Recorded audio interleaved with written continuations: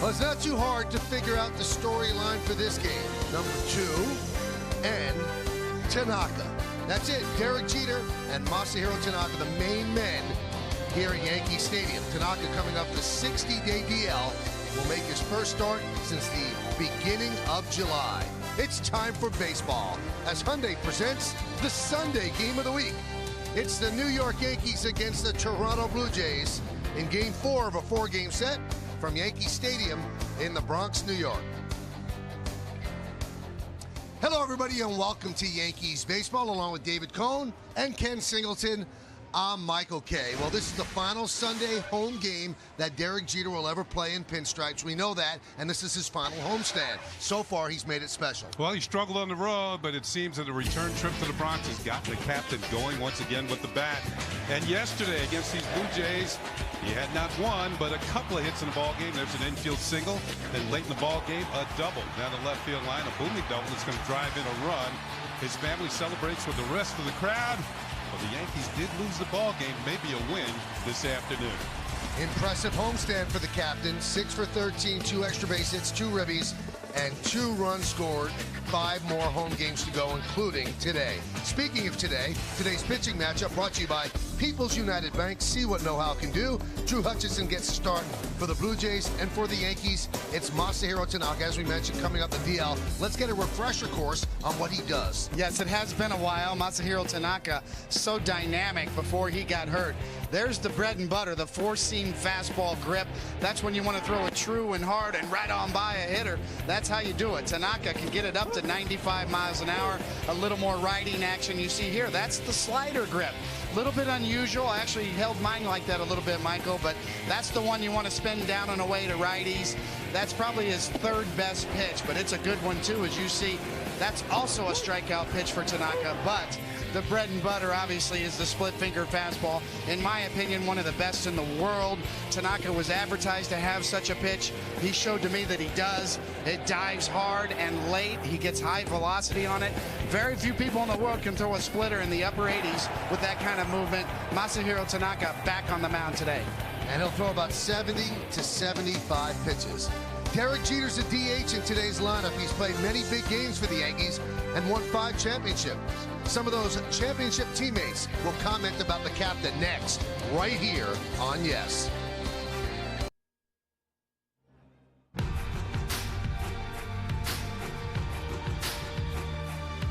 Gee, dude, you're the man. I mean, you've done it all, bro. You've all-star games, World Series, things like that, man. I mean, I wish you the best of years. Just coming up as a young kid, you know, having him there, and obviously the captain and all that goes with that, but just, you know, the type of person he is off the field, and, you know, the type of leader he is in the clubhouse, and, you know, things that you just can't replace. Derek, congratulations, buddy. Just want to let you know what an honor it was, what a privilege it was to play with you, to play on your team, and be part of those championships. You were a great leader for all of us, a great friend, and you showed us how to do things the right way. All his teammates from years past, all the guys that are playing with him to the present, all appreciate what he's been able to do. So, you know, from me to you, my brother, congratulations and enjoy your retirement. Star player, yeah. A star person, even more so. Great playing with you as a teammate for the 2 years that I was here. Great job in your career. Way to keep it clean. Way to play hard. Way to be a captain. Way to be a leader. I know you're going to miss the game, but as far as I'm concerned, the game's going to miss you a lot more.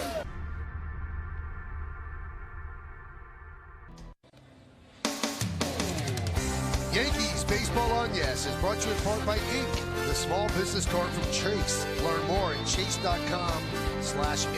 By Henry and Me, watch Yankees Legends Come Alive, available on DVD and digital download September 30th. By Buick, visit BuickDealer.com for all summer sell-down offers.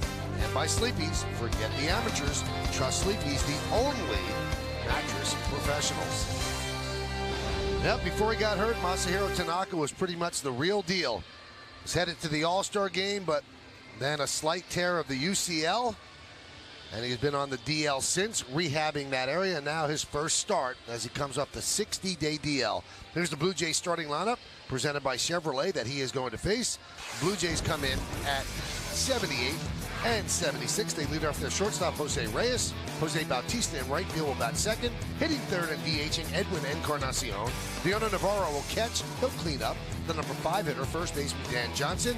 Munenori Kawasaki, the third baseman, bats sixth. Batting seventh, playing left field, Dalton Pompey. Ryan Goins is the second baseman. He'll bat eighth. And batting ninth and playing center field, Anthony Goes. And here he is, the man of the hour, back on the mound. Masahiro Tanaka, who got off to such a dynamic start to his Major League Baseball career.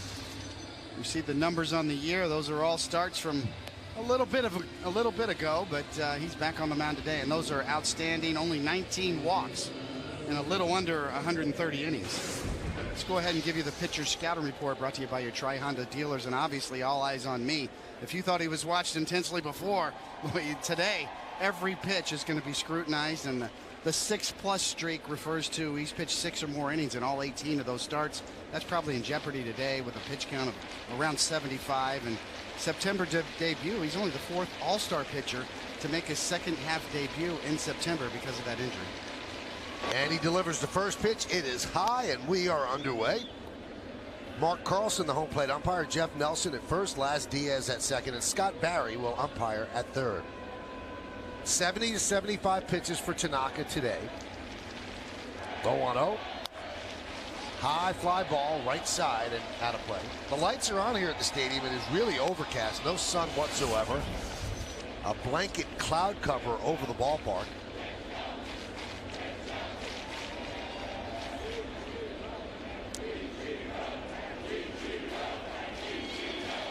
Well, Tanaka has pitched twice against the Blue Jays this season and beaten them both times. And one of those times was his Major League debut back on April 4th in Toronto.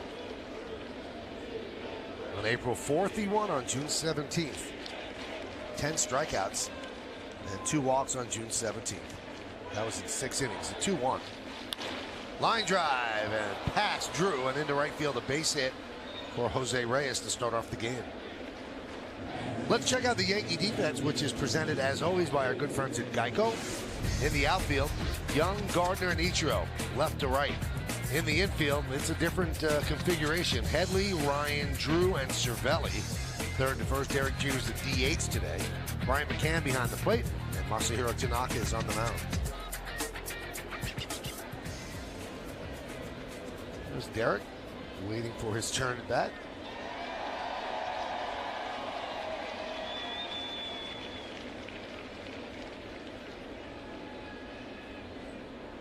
Here is Jose Bautista. 91 miles an hour. Yankees are hoping to get 2 starts out of Tanaka before the end of the season.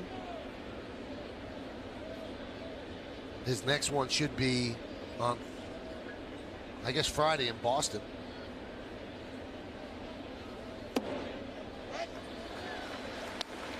The ball goes well here. Yankees baseball available in Spanish by hitting the SAP button on your remote. SAP is brought to you by Infinity.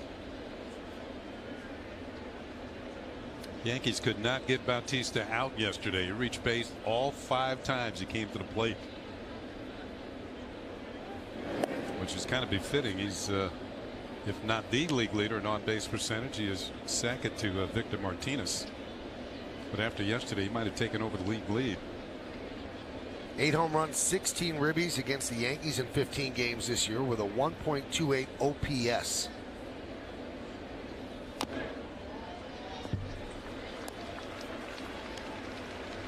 Count 1-2. Yeah, Bautista's now number 1 in the league by a couple of percentage points over Victor Martinez.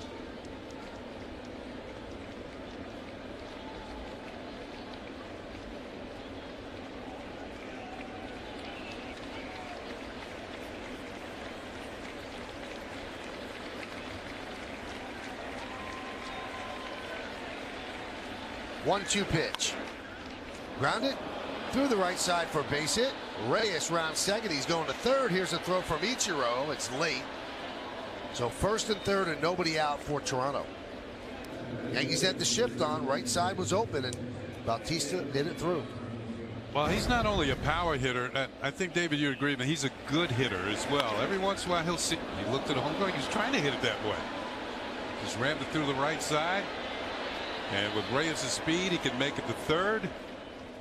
And here's a guy who said, "You're going to give it to me? It's out over the plate. I can steer it in that direction." Tanaka trying to come in. McCann wanted that fastball in and kind of pulled it across to the outside corner. And Bautista just serving it to right. I think part of being rusty is not being able to quite put the ball where you want it to.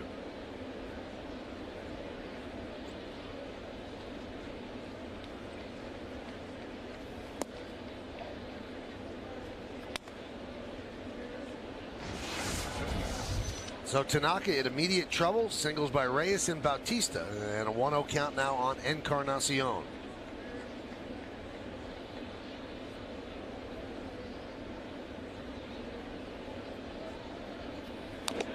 David, you've been on extended stays on the DL. How difficult is it to get back on the mound? What feels odd when you're back there?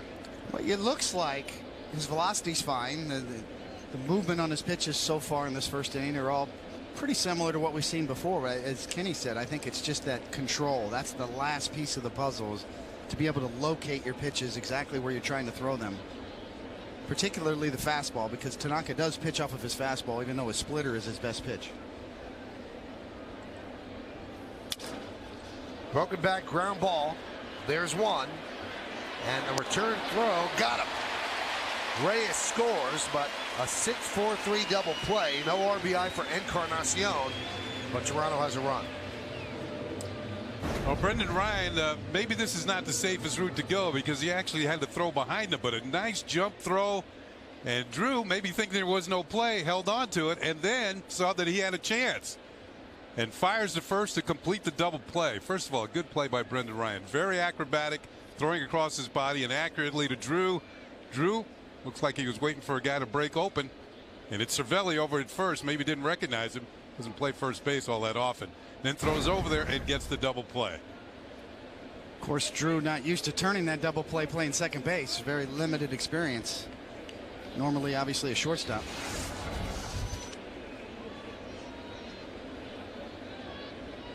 So John Gibbons went out to talk with Jeff Nelson, give his video people a chance to look, and they said no, he was out, so no challenge. Was he trying to get in Encarnacion? Another run batted in? That would have been 91. Yes, it would have. There's Navarro, the cleanup hitter. And a strike. But a good pitch from Tanaka to get that double play ball. Finally got a fastball in on Encarnacion, and then a first pitch curveball here to Navarro.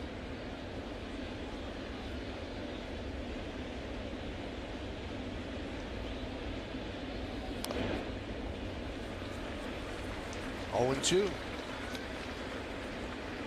You know, I think probably in Tanaka's situation, Michael, the one guy that I really look to for advice would be Adam Wainwright, the pitcher for the Cardinals, who went through similar type arm situation as Tanaka with Tommy John surgery and elbow issues.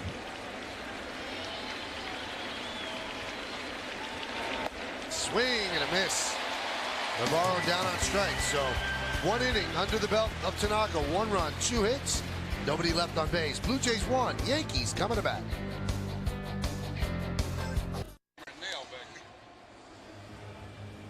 Blue Jays score a run in the top of the first. Now Drew Hutchison takes the mound as the Yankee lineup that he'll face, presented by Lexus. The center fielder, Brett Gardner, leads off. The captain, the DH, Derek Jeter, bats second. Hitting third, the catcher, Brian McCann. The cleanup hitter, left fielder, Chris Young. Playing third and batting fifth, Chase Headley. The number 6 hitter, first baseman, Francisco Cervelli. Stephen Drew at second base, bats seventh. Batting eighth, playing right field, Ichiro Suzuki. And the shortstop, Brendan Ryan, is going to bat ninth. Here's the right-hander, the young Drew Hutchison. He's been a big prospect for the Jays for a while, and you see he's got 30 starts this year and got a really good feel for the big leagues, and actually he's done fairly well, even though the numbers are sort of across the board. The 10-12 record not so great, but the rest of the numbers not so bad either. 170 strikeouts and only 56 walks, so they still have very high hopes for him. And the pitcher scouting report brought to you by your Tri-Honda dealers. Air Bud, about 45% of all batted balls off of him are in the air, fly balls. So that obviously makes him a fly ball type pitcher. That's the 4th highest rate in the majors, and one at a time, only 4 double plays in 108 opportunities. That's the 2nd lowest double play rate. That fits being a fly ball pitcher. And green light, not so good at holding runners. He's allowed 20 stolen bases, tied for 3rd in the AL, and only a 13% caught stealing rate, which is the 5th lowest in the big league. So fly ball pitcher, get the running game going off of him. You know, he might be able to change the fact that he can hold runners better, but you kind of always remain a fly ball pitcher. You just, I think, of Phil Hughes.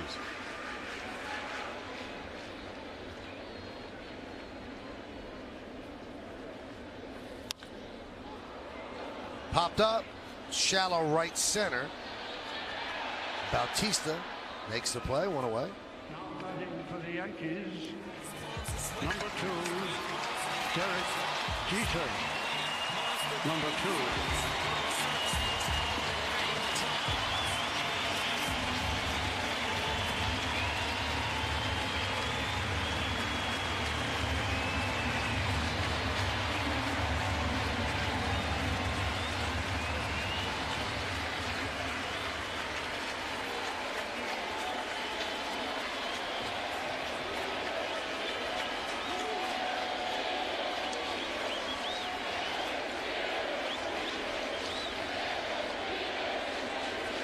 Jeter 6 for 13 on this homestand. And the pitch outside, 1-0.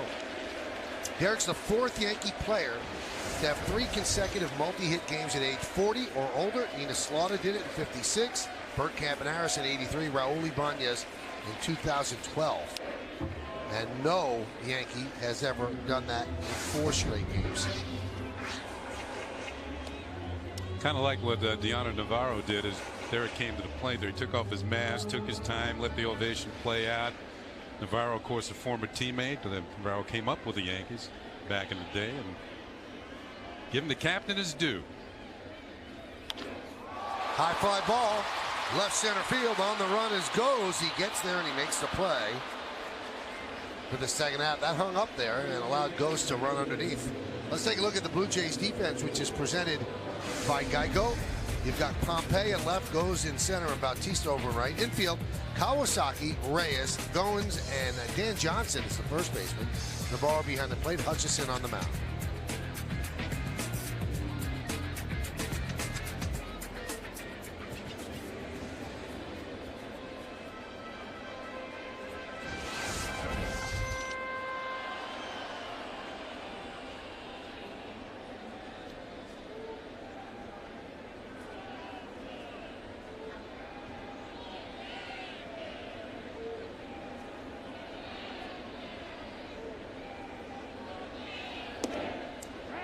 If you're Hutchison, you're wondering if the tide has turned for you against the Yankees. This is the 6th time he's pitched in every series against the Yankees this year. So every time the Yankees have played the Jays, he's been in the mix in one of the 3 games. And the first 4 starts. McCann hits one deep to right. Going back, Bautista, track, wall, see ya. Tie game.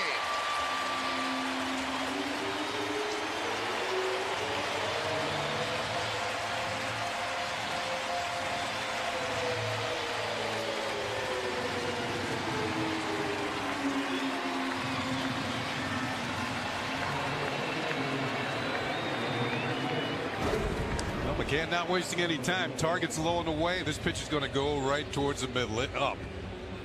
Right down McCann Boulevard. And he gets a hold of it. His 21st home run of the year. His 17th here at Yankee Stadium. He has the Yankee Stadium stroke. And just one swing of the bat ties this ball game. I was saying about Hutchison, he lost his first 3 against the Yankees. He's won his last 2. I wonder if he's feeling that the tide has turned this year. Better keep the ball in the park a little better. As David said, a fly ball pitcher. Some of them leave the park.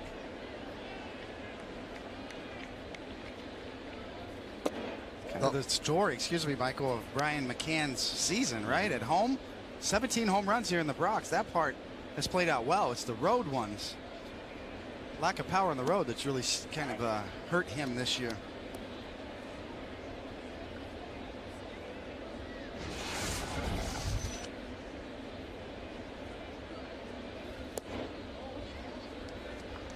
The next home run the Yankees hit will be the franchise's 15,000th.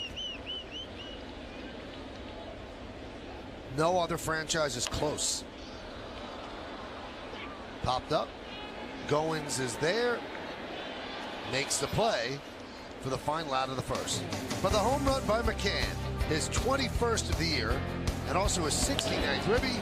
It's tied the game at 1 as we go to the second inning here at Yankee Stadium. It's time for today's conversation, brought to you by Toyota. Prius is the official hybrid vehicle of the Yankees. And here's the conversation starter. What were your impressions of Masahiro Tanaka before he was lost to injury? Stephanie Leanne said he was more than Yankee fans could have hoped for. Rookie of the Year candidate, not just his talent, but his persona, a gamer. Follow Yes Network and tweet us your responses using hashtag #YankeesPrius to keep the conversation going. All true, he was much more than you could have hoped for. Remember, the Yankees tried to temper expectations by saying, well, he's pretty much going to be a number 3 type starter. Well, he was an ace right from the very beginning. Yeah, you get the feeling if it had played out the way injury free, he could possibly be the Rookie of the Year, maybe even the Cy Young Award winner. And I still think he's going to get some Rookie of the Year votes. There's no doubt about that. But I think that's kind of going to go to Jose Abreu of the Chicago White Sox. He's had such a great year, driving in 100 runs in his first year in the major leagues. It's a monster year Abreu's had for the White Sox.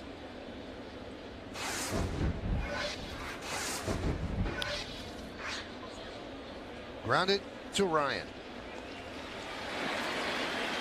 Dan Johnson out, 1 away. Let's look at the game time weather presented by Bigelow Tea. 73 degrees, humidity is 80%.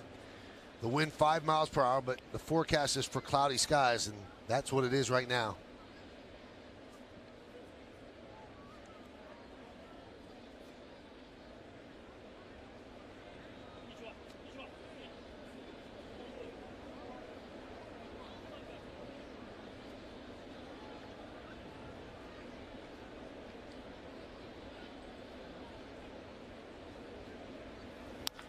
Line drive, a base hit down the right field line. Kawasaki is going to go for 2, and he will make it. Kawasaki and Tanaka were former teammates on the Japanese World Baseball Classic team. Is this the way to treat a former teammate? Just hop on the first pitch he throws you, lines it over Savelli and on into the corner for a 2-base hit. Kawasaki's actually hit pretty well against the Yankees this year. Time he's gotten in there.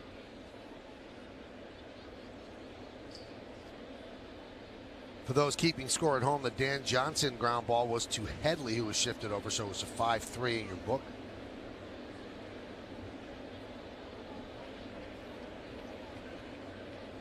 Dalton Pompey. There's a strike. You know, Michael, I touched on it last inning a little bit with regard to Tanaka and the situation he finds himself in the Yankees organization. And when you look for clues on what to do, should he start, should they have held him out, all of the debate surrounding Tanaka and his elbow injury, really, I go to Adam Wainwright with the Cardinals, who dealt with it for several years, and his recommendation was to pitch through it. The last resort is surgery. And I could not agree more. There's this sort of assumption that Tommy John surgery is risk-free and pitchers can come back throwing harder. Why not just go ahead and get the surgery done? And that's not the way to go about it. I mean, Tommy John surgery requires drilling 2 holes in your elbow and doing a ligament replacement transplant, and it is risky. And we found out more over the last several years that a lot of pitchers are having trouble coming back from it and having to go through the procedure twice, sometimes 3 times. So Adam Wainwright's recommendation was to do exactly what the Yankees are doing with Tanaka and push it as long as you can before you have to have that surgery. And that's why the Yankees are so anxious to get him to pitch today, at least once or twice before the year's over, so that he can have peace of mind as well. 1-1. How's it worked out for Wainwright? He just threw another shutout the other day, didn't he? Here's the timeline for the injury. He gave up 10 hits, 5 runs at Cleveland on July 8th. Then July 9th, they find out the tear in the UCL. Plasma injection, begins throwing program, shut down with soreness August 29th. Throws another bullpen session September 6th. Simulated game September 10th. And here he is on September 21st. Grounded softly to the right side. Cervelli will tag out Pompey as Kawasaki moves to third. Just to sort of finish that point, when you say that Tanaka has a tear in his elbow, that was really a micro tear, probably around 5% or so, certainly less than 10%. So the injection that they gave him does have healing properties. So far today, looks good to me. I mean, his velocity's up. He's thrown all of his pitches fairly well. Let's see, Wainwright's a 19-game winner with a 2.45 ERA. He's up there in complete games with 5 innings pitched. He's second in the league to Johnny Cueto. I think he's doing all right. Pitch to Goins is outside. So he might be somebody you would want to listen to. Absolutely. You know, he actually said that he felt elbow pain when he was in high school and didn't have the surgery till he was 29 years old, almost over 10 years later.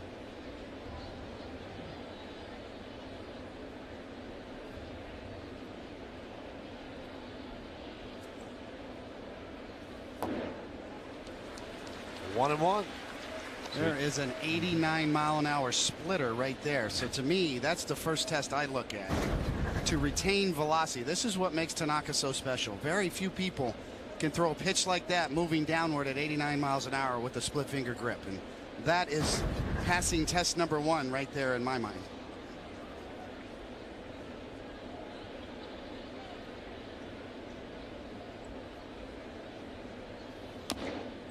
I'm sure Brian McCann is going to get a lot of attention after the game, maybe not only for his hitting. He's already hit a home run, but he has caught every one of Tanaka's starts this year. So the thing about it, after the game, they're going to ask him to, you know, kind of generalize how was he? Was he the same as you remember prior to the injury? Was he better? You know, what was the difference between the, you know, now and July?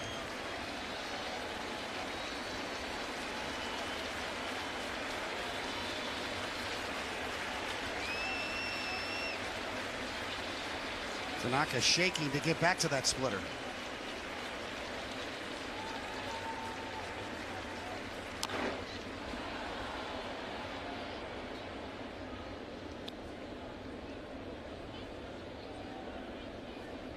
.131 innings behind the plate with McCann, with Tanaka on the mound. See, there is the famous split finger grip. And a good one as well. This one came in also at 89 miles an hour, looking like a fastball at the knees and diving down late that Goins could barely get a piece of to stay alive.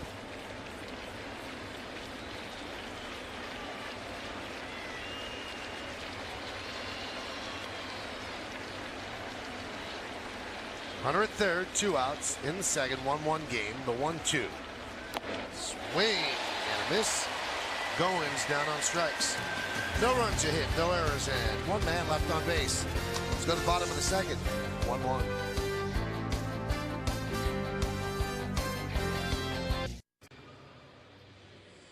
Now we go to the bottom of the second. Time to take a look at today's injury report, brought to you by Montefiore Medical Center, Inspired Medicine. Carlos Beltran, surgery recommended on the right elbow. He wants to stay and not have the surgery until the end of the year, and the Yankees figure, well, what's a week mean? Ellsbury strained right hamstring. He's not a player today. And Mark Teixeira sore right wrist. Going to see a wrist specialist after the game today. He's not a player today either. Here's Chase Headley. And there's a strike from Hutchison. It's a 1-1 game. Yankee run on a home run by Brian McCann.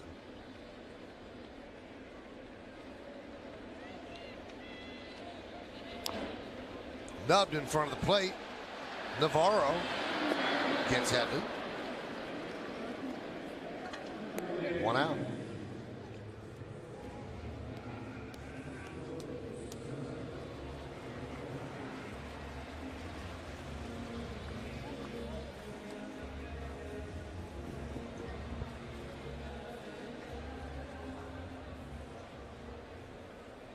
The Blue Jays have been very encouraged from this young right-hander this year. It's really been a learning experience. He's got a full season under his belt now. They really expect him to take a step forward next year. Really held his own, though, all around.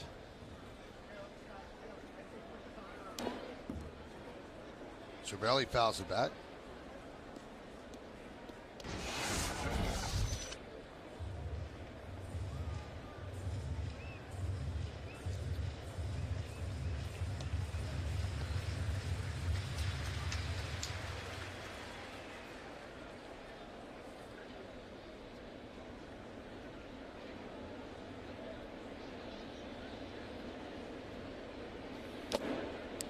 Now we talk about the Blue Jays and sometimes their defense isn't the best, but if you talk to Hutchison, he wouldn't say that. He hasn't given up an unearned run all season long, so he's had some pretty solid defense behind him all year long from these Blue Jays. Yeah, that's a good sign, actually. That's actually one of the telltale signs you look at with young pitchers. A lot of times if an error is made behind him, and sometimes they'll fall apart. And if you see a big spread between earned runs and unearned runs given up, sometimes it's a red flag that a young pitcher kind of lets errors or misplays behind him affect the next play or the next pitch.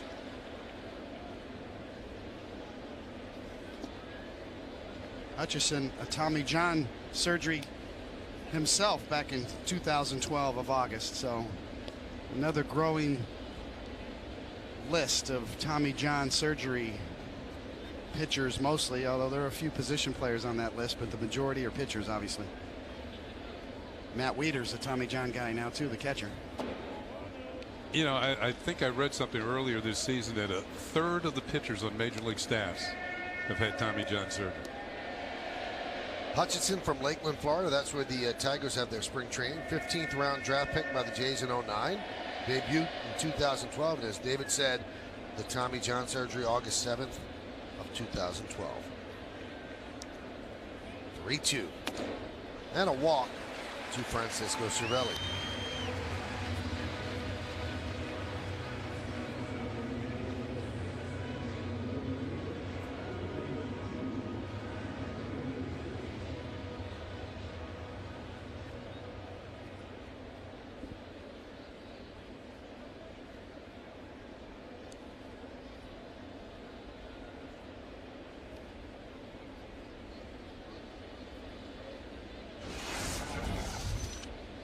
Stephen Drew, like the captain, trying to swing the bat a little bit better since coming off the road trip. He's got a 3-game hitting streak going.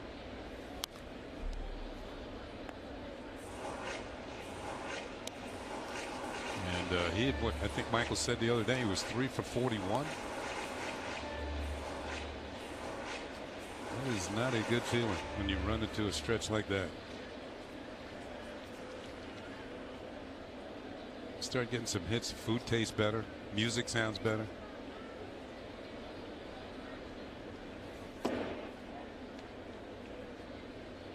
One and one on Drew. You come to the ballpark, you seem to get all the green lights.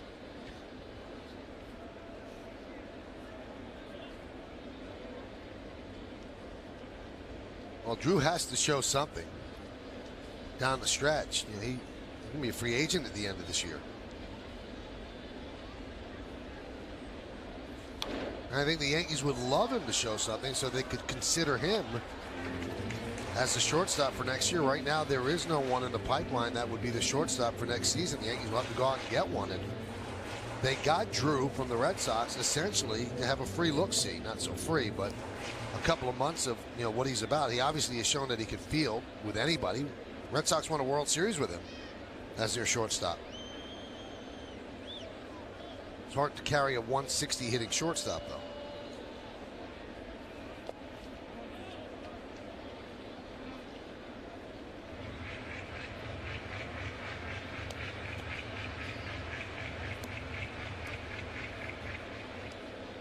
Seems like the Yankees have a couple of players in their lineup today that are fighting for their lives. Stephen Drew, one of them, and of course Chris Young as well. After the dismal year with the Mets, comes across town and has shown some life. High fly ball, center field. Goes, makes the catch. Cervelli back to first.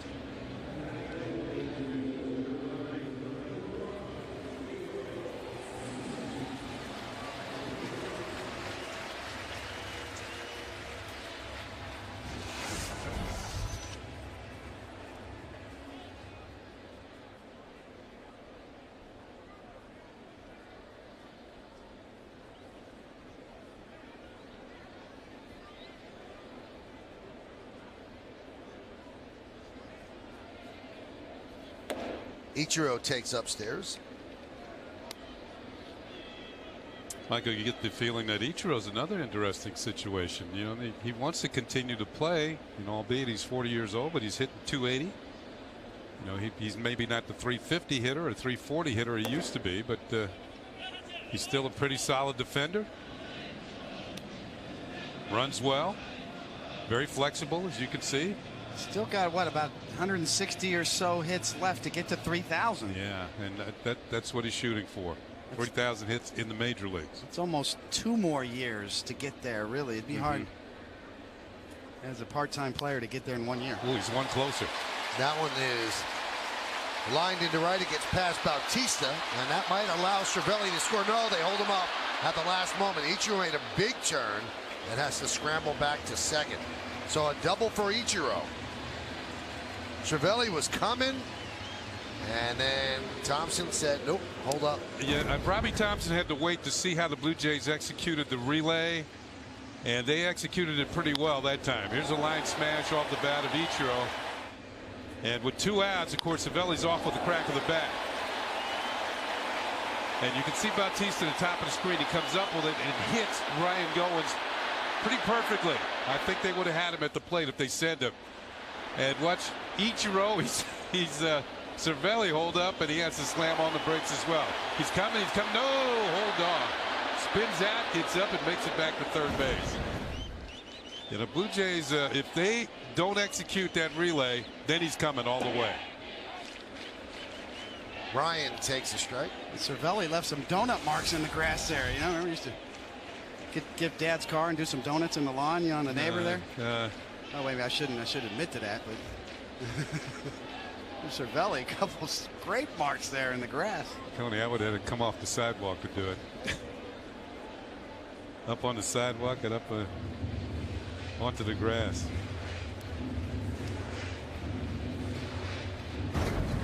Maybe Michael, you should ask him. There you go. Here's the donut marks in the grass.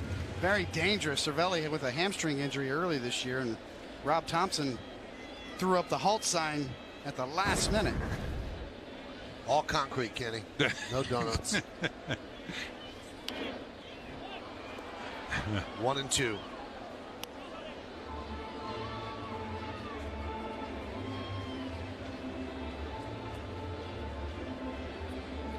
What do you think is tougher, Kenny? Doing that or checking a swing? What do you mean? Like stopping dead when you're running full speed. Well, I wasn't going that fast, so that was easier for me. The 1-2. Still 1-2. Or checking your swing, you said? Yeah. Yeah, checking your swing can. A lot depends on what the umpire sees and how you do it. You can't leave the bat out there for the umpire to look at. You got to bring it back real quick.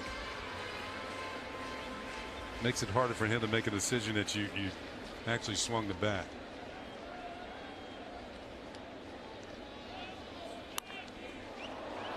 Rip foul. We did the math on Ichiro. With that hit, he now needs 162 for 3,000, and at the current 285 clip that he's hitting, he would need 568 at bats to get there. So he's got to find a club that will make him close to a full-time player. Yeah, that'd be one season. He could do it. Probably going to need 2. Of course, factoring his Japanese professional hits, he's well over 4,000.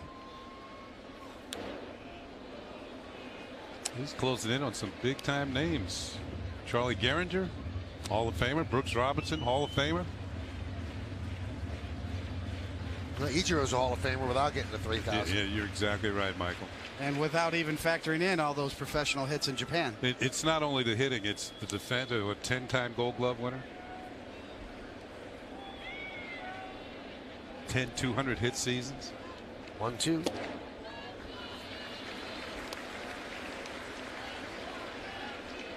You got the all-time single season hit record, 262 hits. That's a whole bunch of hits in 1 year.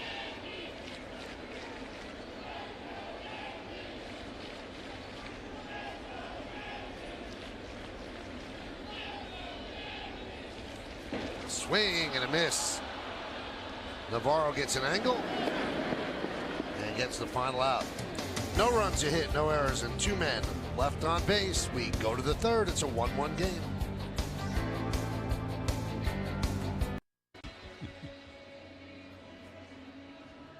We go to the third inning. Masahiro Tanaka is on the mound. Knowing that Tanaka was going to start today, David did some investigating the difference between the baseballs in Japan and the States, and you've come up with some interesting theories. Well, without a doubt, in talking to some of the members of the Japanese media, as you see here, the Mizuno ball versus the Rawlings ball on the right, and it's hard to tell from the camera, but this Mizuno ball definitely is a little bit smaller, and it's tackier too. It has more of a sticky feel to it. And if you think back to Michael Pineda trying to use pine tar to get a grip.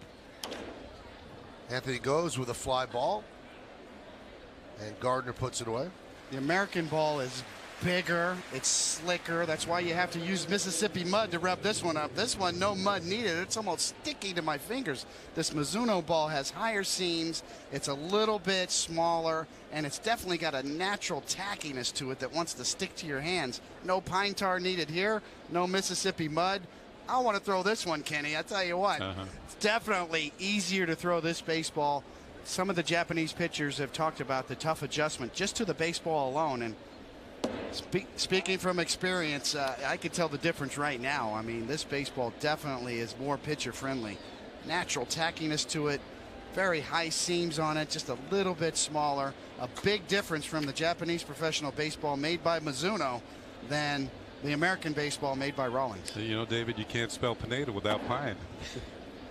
You know, it's sort of understandable. I mean, you know, I think possibly Major League Baseball should probably look into comparing these two baseballs, especially considered in the cold weather how slick the American baseballs get. Well, that's when the pitchers usually go to the pine tar or whatever substance of choice that they have, because they can't get a grip on the ball because it's too cold. There is a big difference between the baseballs. Yeah, now at this time of year and during the hot summer month, you're not going to see that very often. Audi 8-3 scoreboard, 1-1.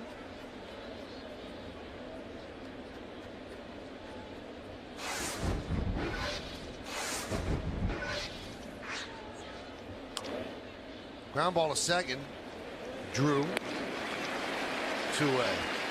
Now, in warmer weather, the baseball that's tackier, David, that allows you to throw breaking pitches better? Well, yeah, I just think it's generally speaking, you just get a better grip on it. You throw the baseball with your fingertips, generally speaking, unless you're splitting, and then more the side of your fingers on a splitter. But yeah, it just helps you naturally get a better grip, and possibly, you know, some of the Japanese pitchers have talked about, you know, does this contribute to elbow problems? Is this a factor in Tanaka? You know, the adjustment to the different baseball. I think it's reasonable to assume that it is a factor. Yes, the Japanese baseball is easier to throw because you naturally have a tackiness or a stickiness to the ball that helps you grip the baseball, helps you hold on to it longer, helps you spin it better. How about the weight of the two? Can you tell any difference there? I'm sure there is a slight weight difference because the Japanese ball does appear to be a little bit smaller. And so probably there is a little bit of a weight difference to it.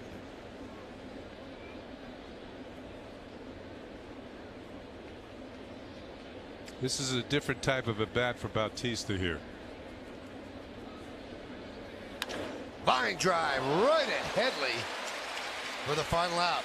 And I was going to say that first time he's trying to build a run, this time he's trying to hit one out, and he's going to pull the ball, and he does right to Headley.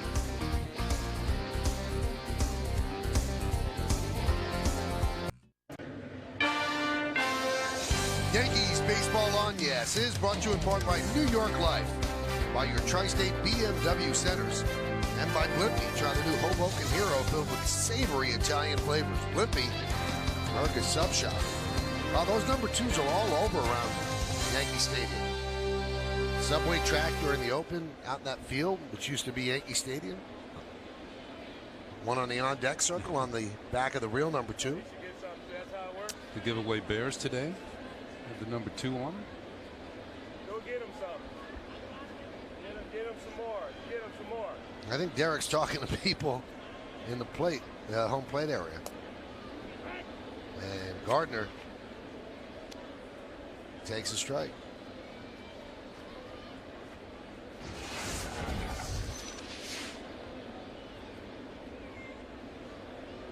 Gardner with a fly ball to right in the first.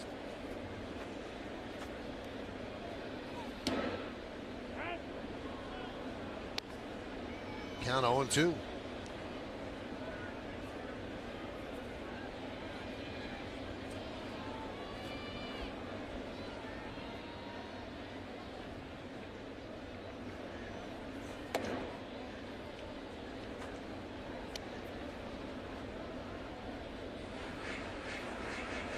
Audi A3 scoreboard is 1-1.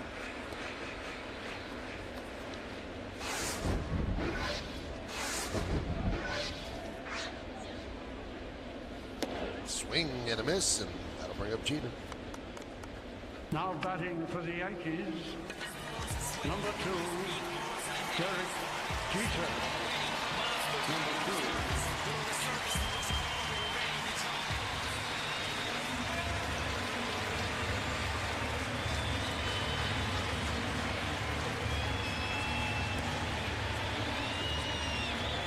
Pretty cool signs.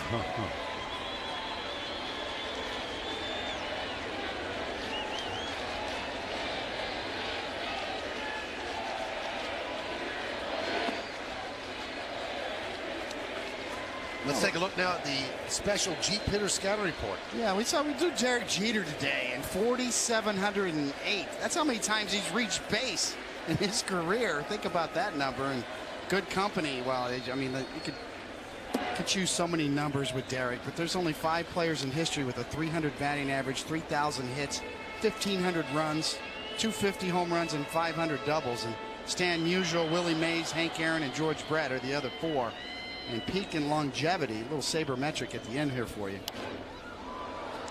Derek Jeter, peaking when Jaws metric, by Jay Jaffe's a sabermetrician out there. And just to simplify it, it's a 7-year peak. What's Jeter, his numbers over his peak, and then of course across his career. He ranks 12th all-time among shortstops. 5 of those shortstops were pre-World War II. Honus Wagner, number 1 on that list all-time. 2-2. Well, we've said it before, Derek Jeter, and I've said this. Certainly that says it all there. Thanks, but Babe Ruth, Lou Gehrig, Mickey Mantle, Yogi Berra, Derek Jeter belongs in that conversation.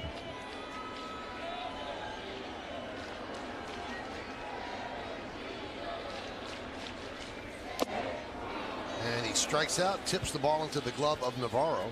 2 away.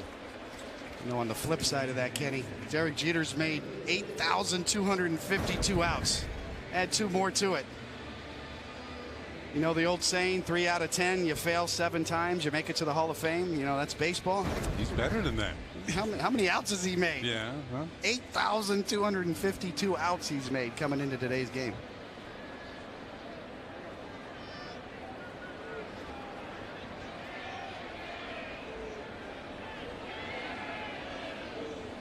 With Brian McCann. Talked about the way Hutchison has pitched against the Yankees this year, and it's his 6th start. Seems like in each succeeding start he's gotten a little bit better. The first start he lost to the Yankees, he went 3 1/3 innings. Next one he lost, he went 4 1/3 innings. The next one he lost, he went 6 innings. Then he beat the Yankees, went 6 2/3. Then he beat the Yankees again, and he won 7 innings.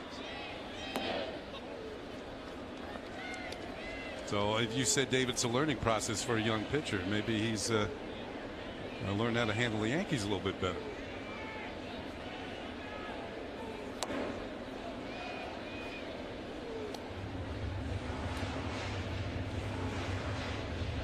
17 home runs here at the stadium, 4 on the road.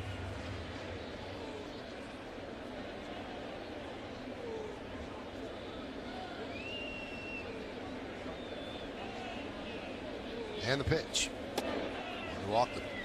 So first they turn him loose on 3-0, and Hutchinson wanted no part of him and walks him. And that'll bring up Chris Young.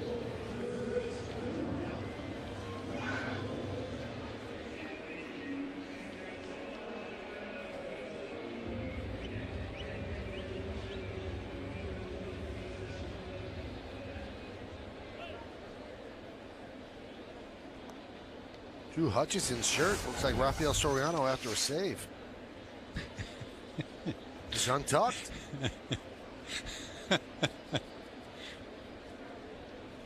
Speaking of Soriano, didn't he lose his closing job? Yep. It's going to Drew Storen, who Soriano replaced a couple of years ago. We will see how that works out in the playoffs for the Nationals.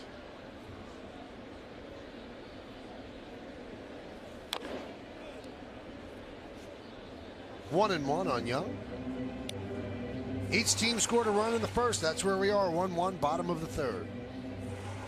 Yankees trying to take this series, and if they take this series, they might pull far enough in front of the Blue Jays and have to worry about the Blue Jays overtaking them. If not, they'll be tied with a week to go.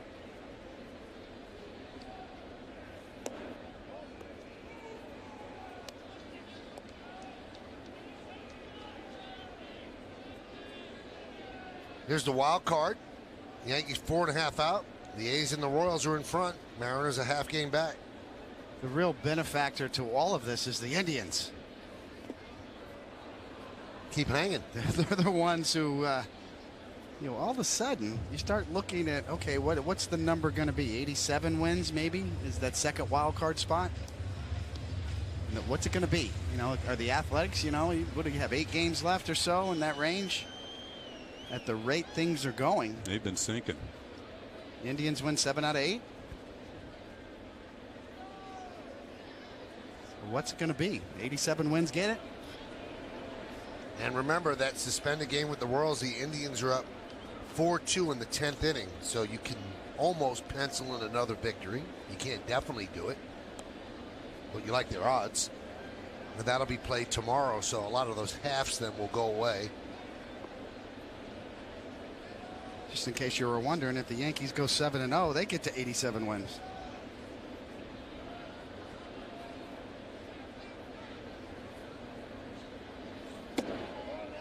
And a walk to Young. 2 straight 2-out walks. Still no contact this inning. Couple of strikeouts, couple of walks.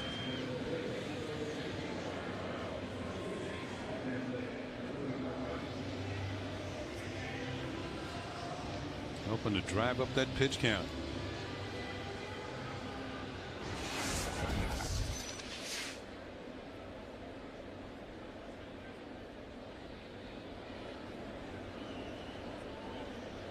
Chase Headley digs in.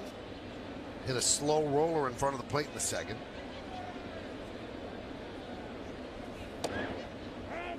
And a strike. Orioles come in for 4.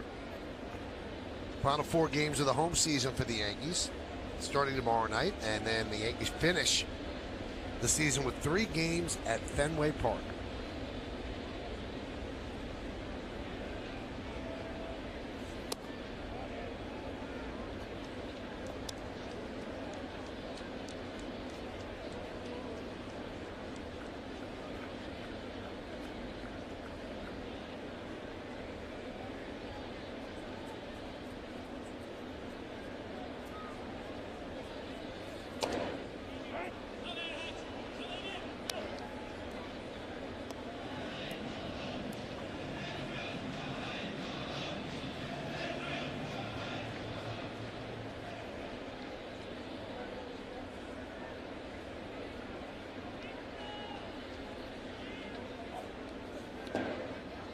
Gets away from Navarro. Hutchinson made a couple of good pitches with fastball to the outside corner. Todd Redmond beginning to warm up in the Blue Jays bullpen. So he tried to come in and Bring that slider down in, get Headley to chase. Let's see where he goes on this 2-2 pitch. You really don't want to go to 3-2. A little surprising to see that action this early in the bullpen. 2 outs in the bottom of the third. Pitch number 61 from Hutchison coming.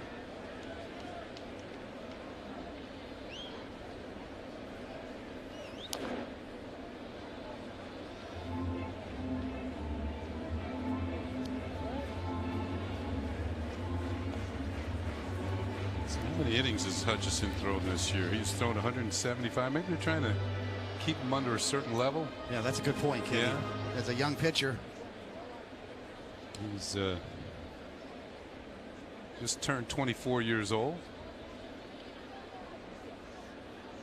2-2. Swing and a miss. So 3 Yankees go down on strikes. No runs, no hits, no errors, 2 walks, and 2 men left. 3 in the books. It's 1-1 on Yes.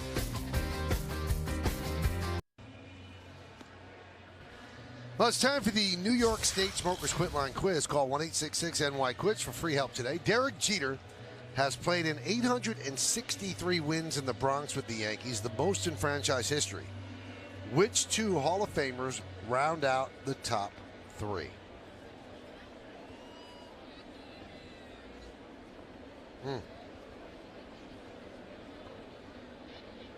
Lincoln scoreboard 1-1.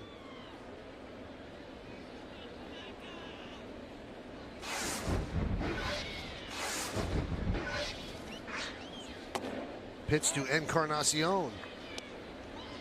Strike. All right, 35 pitches in, halfway through what they want him to do. What do you think, David, so far? Well, I think he's been very good, even though he's given up some hard hit balls here and there. All in all, though, the stuff is there.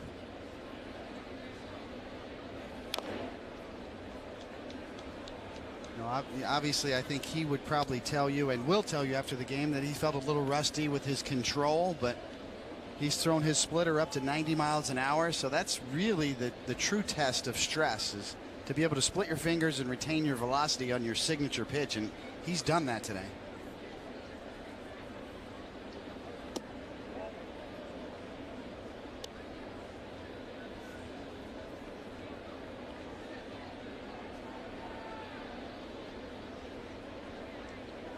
Those are the percentage of the splitter that he throws, 25.8%. 138 opponents hit against that. Hammered into center, but right there is Gardner to retire Encarnacion.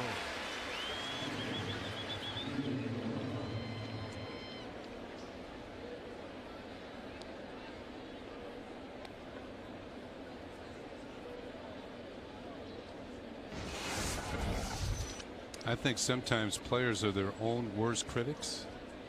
So Tanaka might not be willing to give himself as good a grade as some of the people who are watching him today, if they are asked.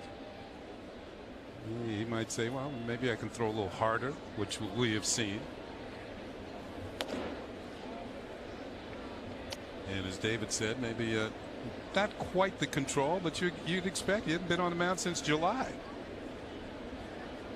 You know, the adrenaline's flowing. He's facing the players in a different uniform.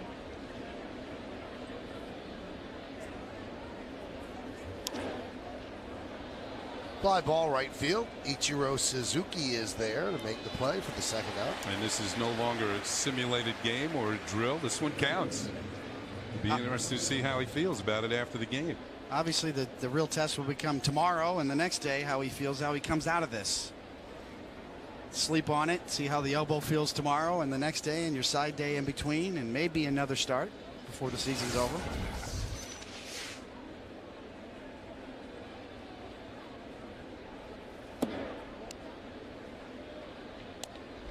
Tanaka's always been one to kind of ease his way into the game and kind of save a little in the tank, so to speak, for when you need it, especially in terms of velocity on his fastball.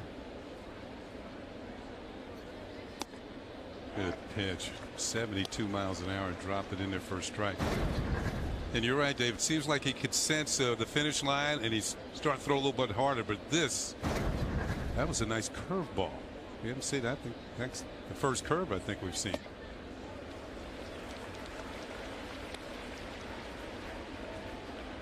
Tanaka very much a complete pitcher. When he came over, all the talk about the splitter, including me wanting to see that great splitter, but he is a 4-pitch pitcher, and he does save a little bit when he needs it. When he gets into trouble, he can dial it up with that fastball. That hit him. Dan Johnson gets hit. Takes first. Looked like a cutter. At least it had some cutting action. Okay. That's quite a variety. Not enough fingers on McCann's hand to be able to give all the signs for that. So that's like going into those ice cream shops with the 31 flavors. Which one are you going to pick? There's Kawasaki. You really have to go chocolate chip. Yeah. Oh, man.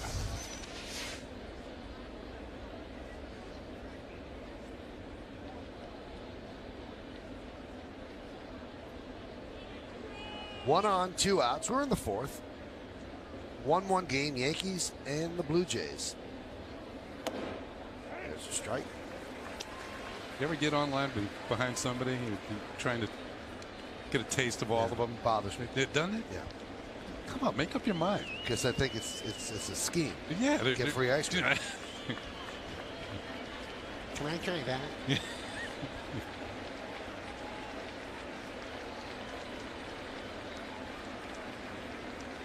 The 0-2. Spoiled that one.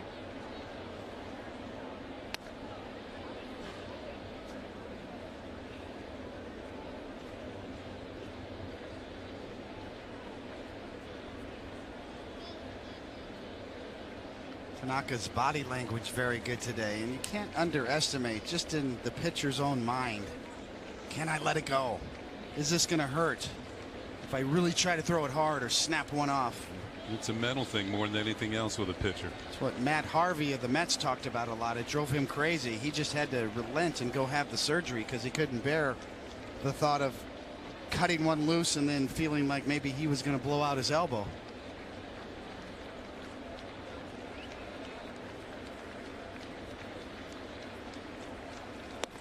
Strike 3. Kawasaki down looking. No runs, no hits, no errors, and one man left on base. Until back over the inside corner, we go to the bottom of the 4th.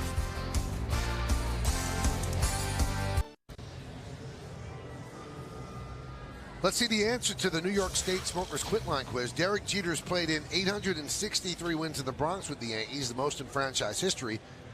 Which 2 Hall of Famers round out the top 3? How about Babe Ruth and Yogi Berra? Or maybe Lou Gehrig and Yogi Berra? How about Mickey Mantle? Yeah. Mickey Mantle and Lou Gehrig. And you know why I strayed away from Mantle? Is because from 65, 68, he played on really bad teams. Plus, there's a lot of times he was injured. That's true. Yeah. Kind of thought Yogi might be in there too.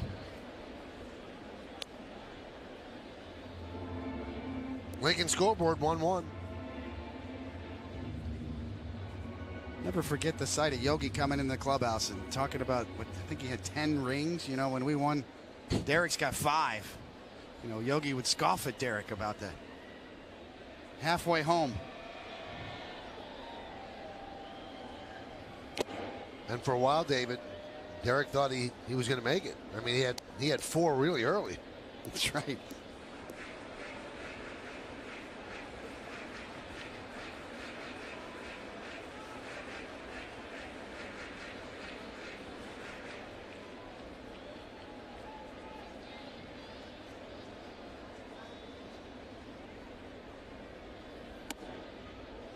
One and 2.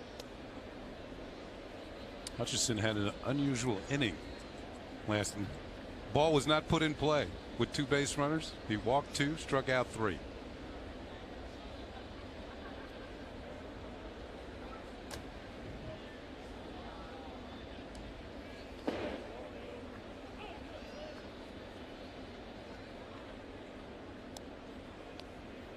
Well, the top 10 home wins: Jeter, Mantle, Gehrig, Ruth, Berra, Bernie, DiMaggio, Dickey, Crissetti, and Tony Lazzeri.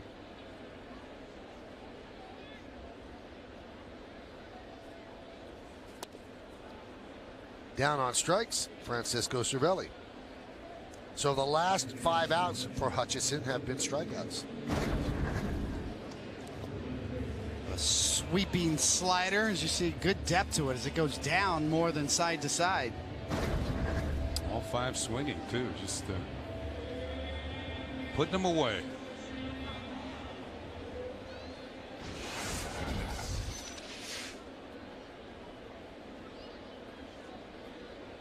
Here's Stephen Drew, a fly ball to center his first time up.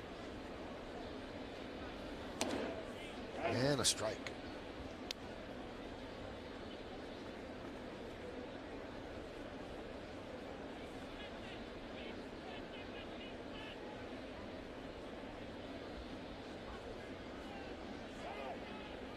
Time called at the last moment.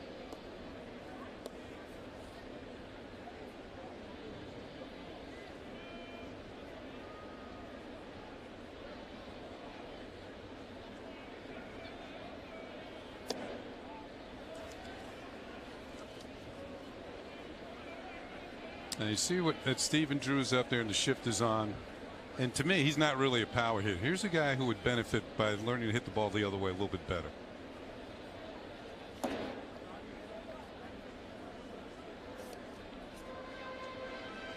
Now, if you're a power hitter, I can see where, you know, you're trying to go where there's no fielders.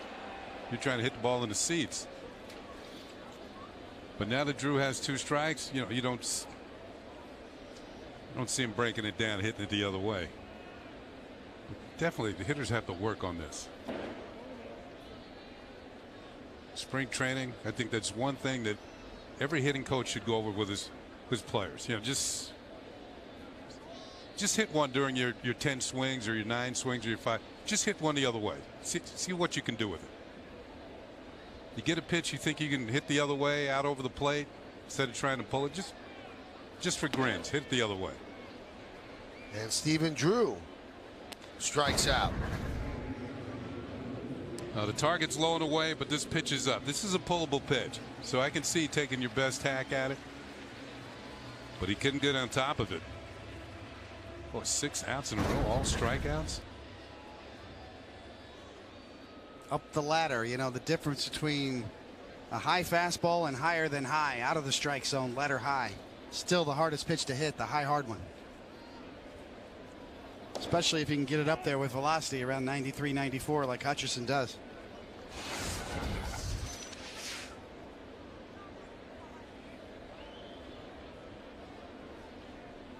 Ichiro double his first time up.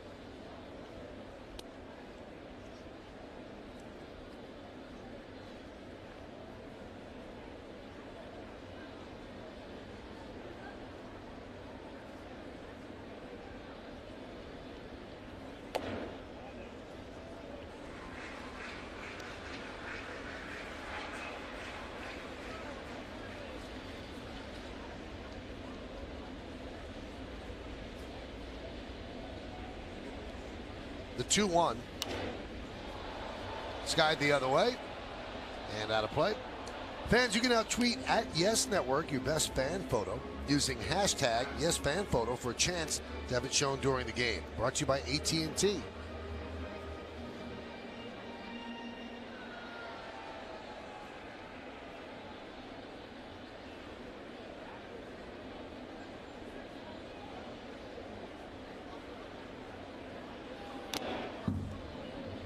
Just stays alive. Trying to think of where this strikeout string going to end. Intro's not the easiest guy to strike out.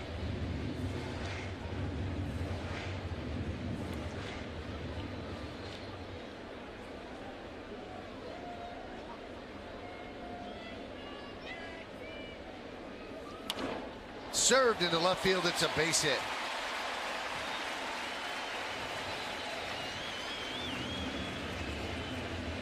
Streak is over. Little hanging breaking ball. Ichiro takes care of it. Slashes it into left field as only Ichiro can. Slash and dash.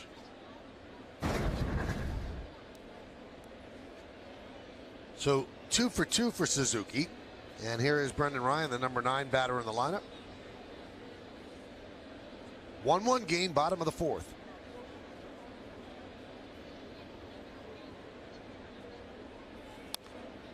Foul back.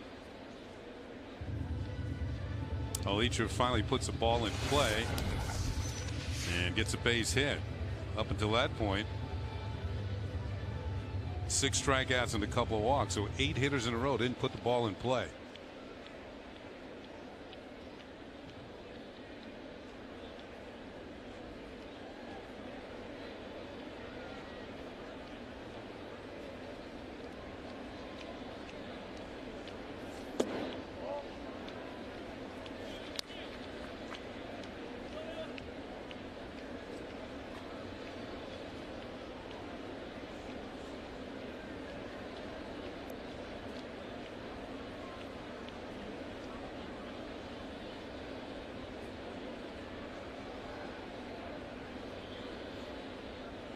Runner goes. Pitch is low. Throw to second. Stolen base for Ichiro.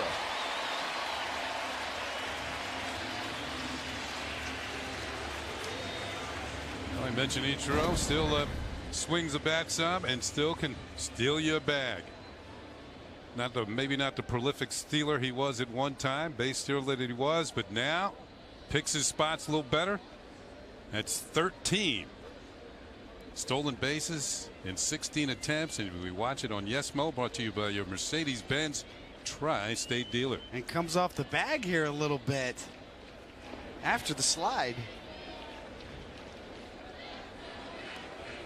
A good jump from Ichiro. As you see, comes in on the slide. That's why they teach you to hold the glove on in the tag, and he's off the bag right there for a split second.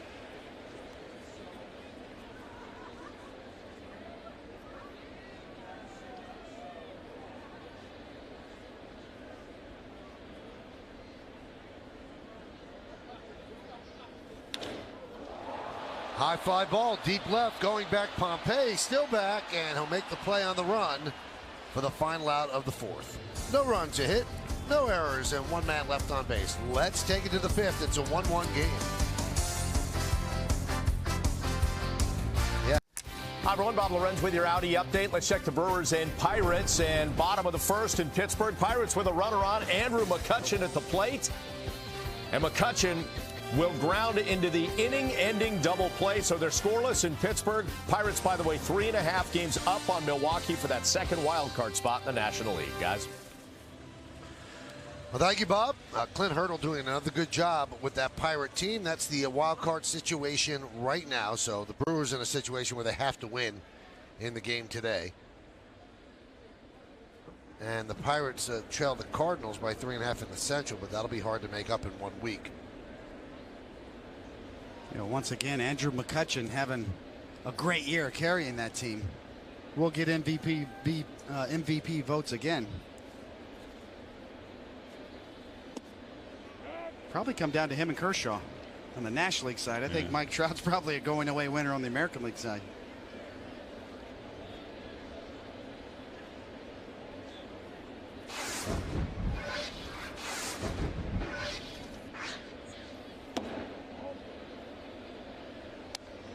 You know, see young players come up, get September call-ups, play a little bit, as Dalton Pompey has. He's got a couple things going for him. He's got some good speed. He can play all 3 outfield positions. He's a switch hitter, so you probably see him get a look in spring training as well. Also, we mentioned he's a native of Canada, which certainly helps when you're playing for a Canadian club. Just outside of Toronto, Mississauga. And that's when you fly into Toronto, the airport's in Mississauga. Was it Pearson International, I believe? Yep. Good splitter as Pompey down on strikes. Well, he's had a good one really from the first inning on. It's a signature pitch, and you can see the late movement. It looks like it's right down the middle, and the success of Tanaka's splitter is based on location. It looks like a cookie right there, and then it's gone right over the heart of the plate, and that's what makes it so effective. You know what Pompey's thinking? They didn't throw pitches like this in the minor leagues.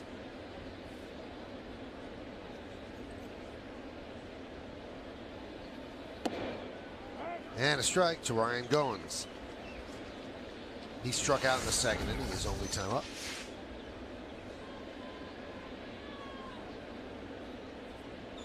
"39 of his 53 pitches for strikes, Tanaka today.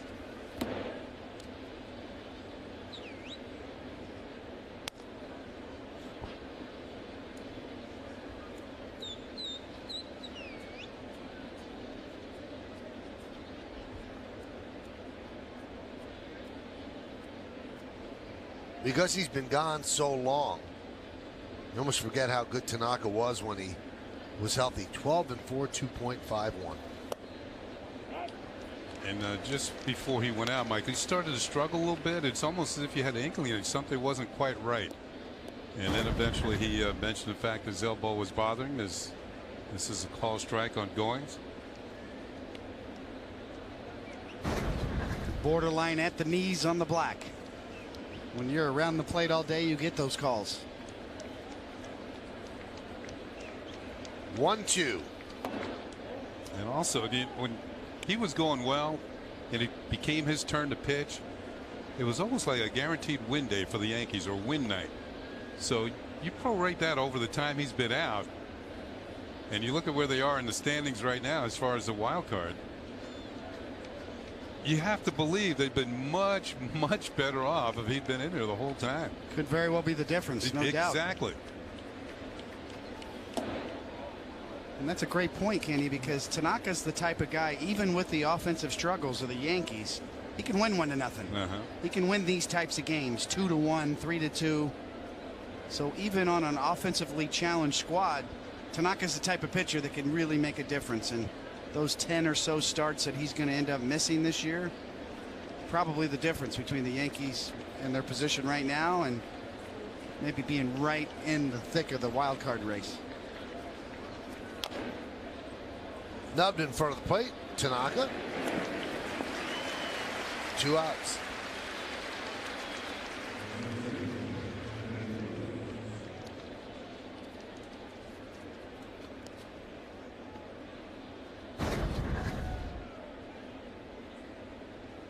You can see the tremendous wrist action. Watch the bending of the wrist behind, and then the wrist snap through on the splitter. Dynamic wrist action through the zone. Oh, he hasn't hesitated to use it. You know, that's a good sign. Anthony Goes takes a strike.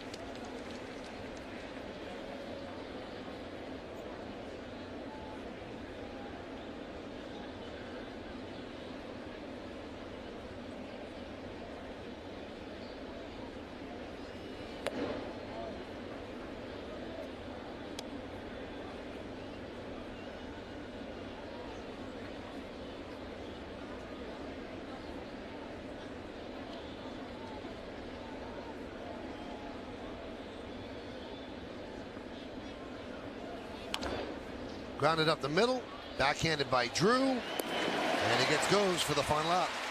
1-2-3 inning for Tanaka. He's given the Yankees 5. He still has some pitches left. We're halfway through, 1-1.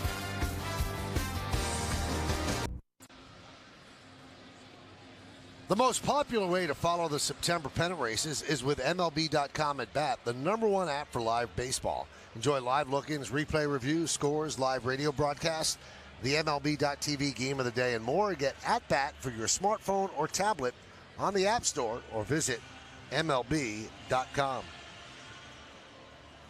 Gardner, Jeter, and McCann here in the bottom of the 5th inning against Drew Hutchison.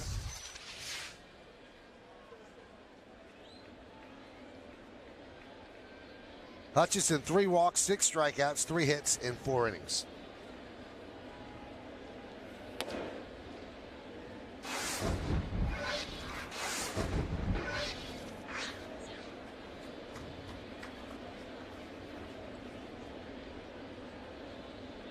Gardner, fly ball to shallow right and a strikeout. Now, he has not been the same player since the lower abdominal strain, but you really can't say it's still bothering him. He lifted up a Gatorade bucket the other night to douse Chase Headley, so I would think that if it's still bothering, he couldn't be doing that. But maybe that got his swing out of sync. It's a good point, Michael. I mean, it's no doubt that Brett Gardner just had such a good year going until the recent sort of a slide that he had. Still, overall, I think has really established himself as a leader in that clubhouse, as somebody, as a go-to guy. Especially with the retirement of Derek Jeter pending next year in that clubhouse. Brett Gardner is going to be one of the first lockers you walk up to take the pulse to the clubhouse.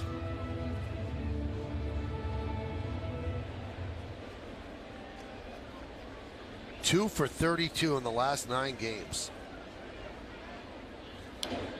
Both those hits came yesterday.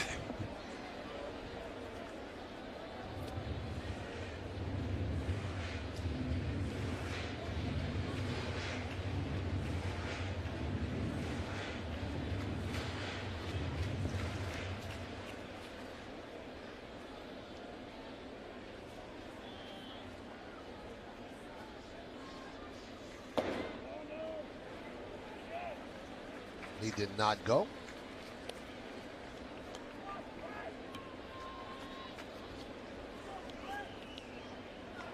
There's no doubt that Drew Hutchison's got strikeout stuff. I mean, just a little under 9 strikeouts he's averaging per 9 innings, so almost a strikeout an inning, rather, Hutchison this year. That one's drilled deep to right field. See ya! A 2-1 Yankee lead, home run number 15,000 in the organization's history.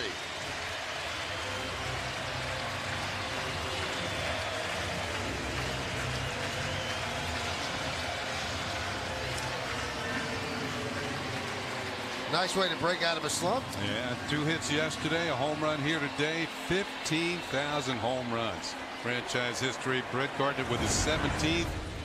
Each time he hits another one this year, it's a new career high. And he got Hutchison to what I like to call the put up or shut up pitch. 3-2 leading off an inning. You figure you're going to get a fastball because of his speed. You don't want to walk him. And he drills it into the seats. And the Yankees have a 2-1 lead and 15,000 home runs. All right, so Pete Walker comes out. He should hold on to that ball. That's a historic ball. Let's break it down for the people. Yankees, the first team to do it. The next closest team, the Giants, with 13,981. So no other team has 14,000. 575 Yankees have homered from A to Z. Bobby Abreu to Guy Zinn. Number 1 is Babe Ruth with 659. And there's a 130-way tie for 446th place with 1 home run. Their first home run was hit in the team's 17th game on May 11th, 1903. As Derek swings and misses at Bennett Park in Detroit. As first baseman John Ganzel, ironically enough a Kalamazoo native, hit an inside the Parker of George Mullen in the 5th inning.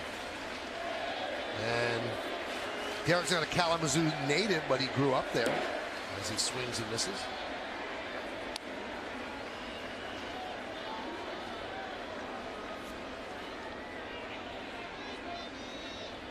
Well, it seems to be something historic happening every day when you come to watch a Yankee game, whether it's one of the players or something with a team aspect.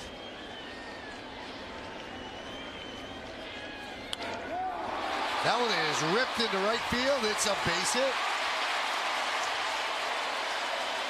Jeter now has hit in all 4 games of this homestand, and that base hit is going to knock Hutchison out of the game. Targets away, pitch leaks towards the middle of the plate. Up as well, about bell tie. Follow through on the swing. We've seen it many times. And there's Tino Martinez along with and Gerald Williams enjoying the game in the Jeter sweep. So Jeter knocks out Hutchison. The Blue Jays go to the bullpen. Yankees lead 2-1.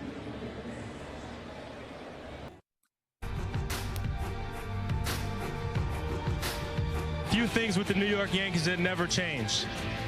It's pride, it's tradition, and most of all, we have the greatest fans in the world.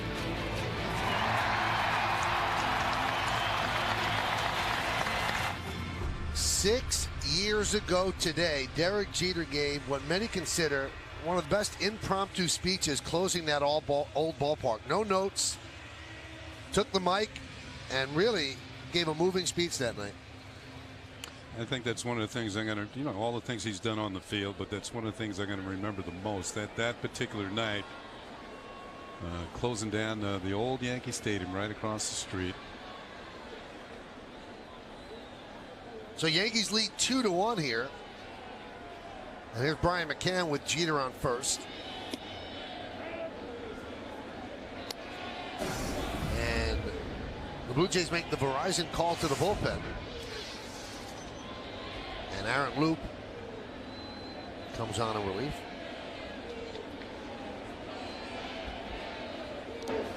Thought about a bunt. Ball gets away from Navarro as Jeter moves to second. Well, one reason he thought about the bunt because Jose Reyes was way back. Now he doesn't have to worry about it. The runner moves across himself on a wild pitch. Jeter's going to move to second. McCann's not bunting the sacrifice. He's bunting for a base hit. You saw what Reyes was. Not a bad thought. Loop a really tough lefty, cross-firing lefty. Very difficult for left-handed batters to hit.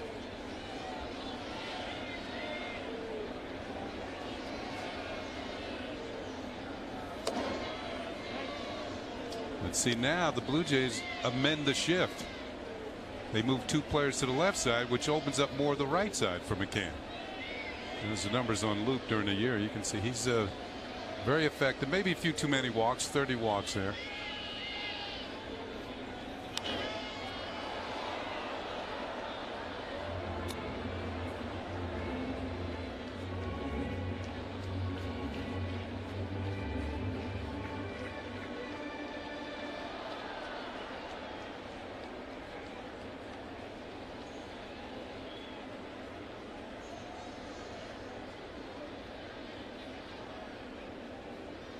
One, two, way outside.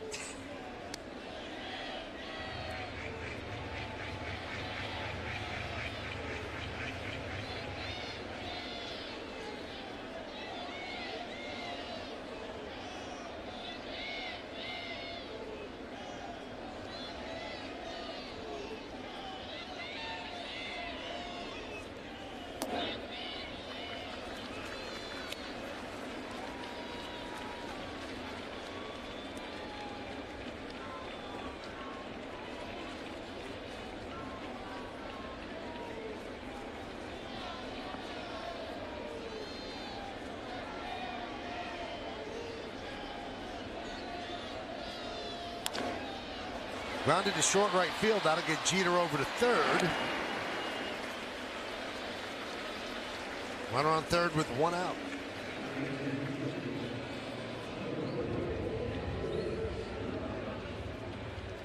And it appears the Blue Jays are going to bring the infield in with Chris Young coming to the plate.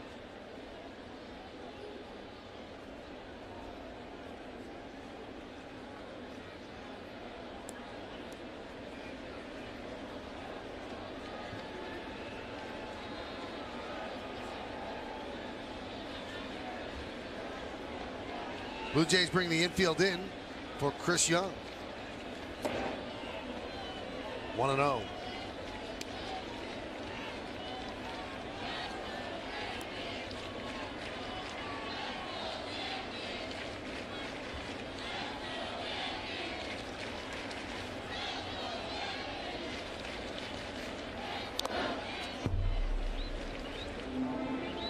What is such a remarkable turn of events when you think about Chris Young, released from the Mets, finds himself batting cleanup today here in the Bronx.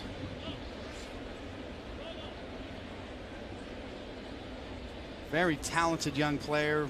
Obviously has struggled the last couple of years trying to get back on track.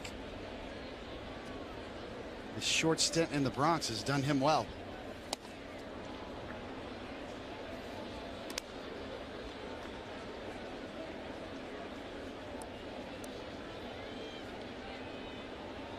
But But it is clear the Yankees are giving him a legitimate look here, as opposed to one of their young outfielders from AAA, which is also a little remarkable.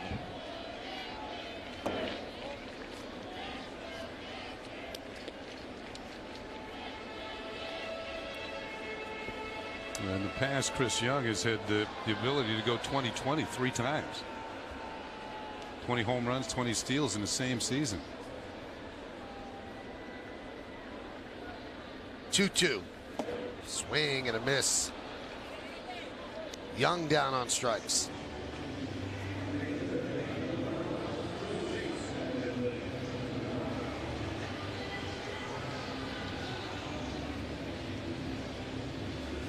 And that brings up Headley. He'll bat from the right side. He was 0 for 2 against Hutchison. Slow tapper in front of the mound and a strikeout.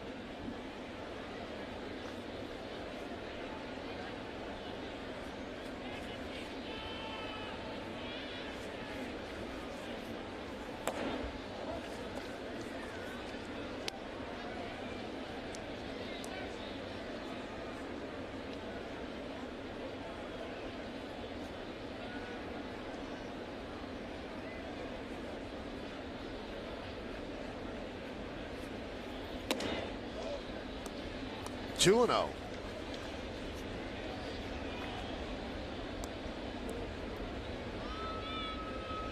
Headley 2 for 10 on this homestand so far. Jeter's at third with 2 outs. Hit sharply to Reyes. And Luke comes in and does a good job. But the Yankees take the lead. Brett Gardner goes yard. It's his 17th home run, and the Yankees 15,000. Here are some of the thrilling moments of the game, brought to you by Pepsi.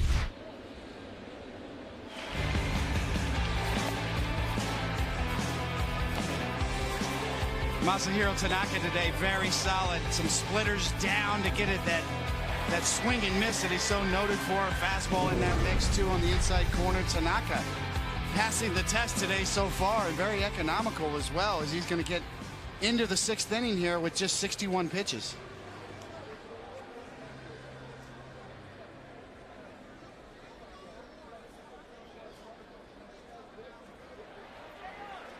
Well, Adam Warren is getting ready, as Tanaka will deal with the top of the Blue Jays order. Reyes, Bautista, and Encarnacion. So a big test in his final 14 or so pitches.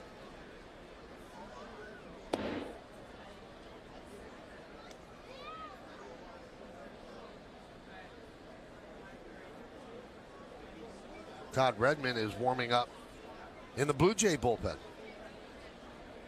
2-1 Yankees lead in the 6th, the 1-0. 2-0.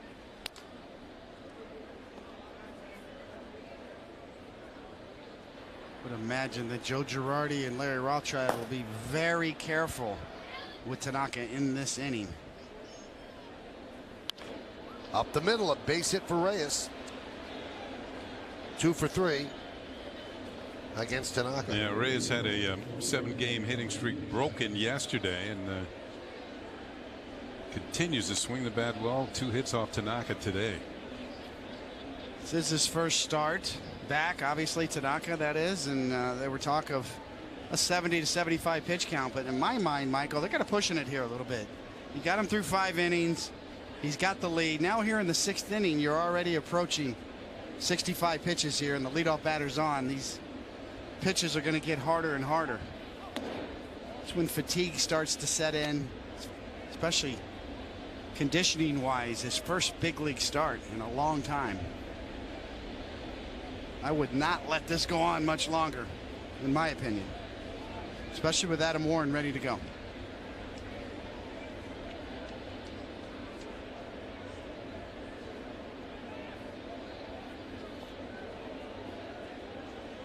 It's not just about the pitch count, it's the up and down times in between innings, getting used to sitting down, back up again, warm up. We tend to be fixated on that pitch count, 65, but it's really about in between inning times, getting up and down, getting your conditioning back in terms of just pitching innings. This could be a double play. Drew tags the runner, flips to first, not in time. Reyes held up long enough so that Drew lost the out at first. Yeah, one of the things you were taught, you run the runner back, then throw to first, get that out, and then you can get the runner in a rundown between first and second. See, right here, he gets him going the other way. So throw to first, get the out, then you can worry about Reyes later. He's out there in no man's land. Yeah, Drew definitely could have gone to first and had Reyes easily in a rundown.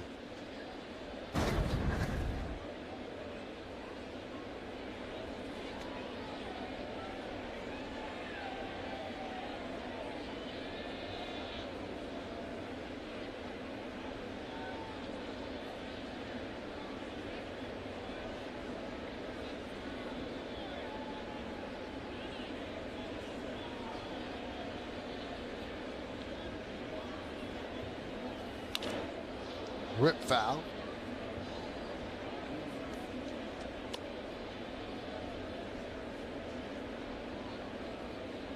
We mentioned Encarnacion's back has been bothering him, and that's why he's been DHing these last 3 games in this series. I think he's served yet. Actually, all the games of this series he's been the DH. Usually you see him over at first base. Doesn't seem to be bothering him when he swings the bat, though.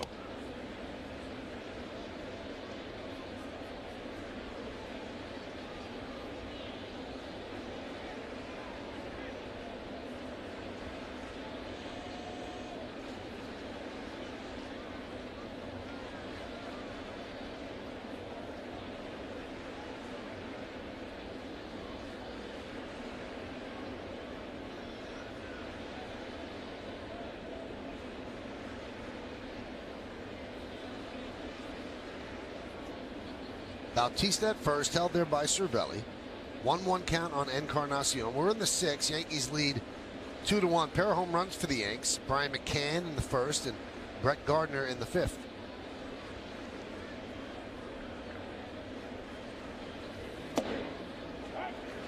Good pitch to the corner.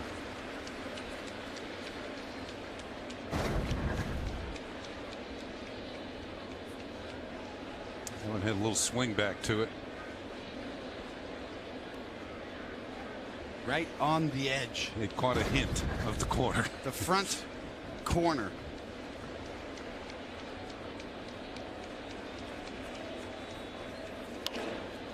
Again, through the hole on the right side. Both teams have foiled the shift in this series. First and second, 1 man out. And that is going to do it for Tanaka. 70 pitches, and now these are high leverage pitches, so doesn't want to squeeze another out of Tanaka. So coming off the 60-day DL, Tanaka's in line to get a win, and he's going to get a nice hand from the crowd.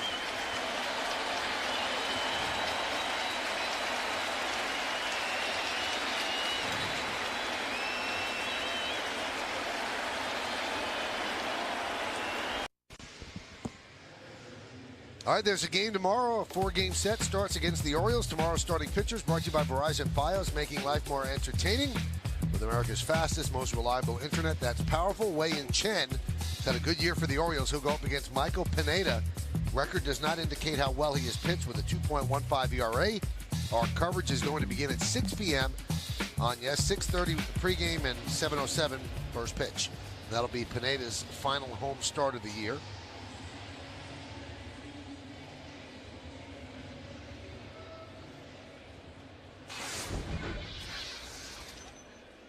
Adam Warren comes in for the Yankees also tomorrow. It's being reported that Buck Showalter, the manager of the Orioles, will announce his ALDS rotation here in New York, whether that's tomorrow or Tuesday.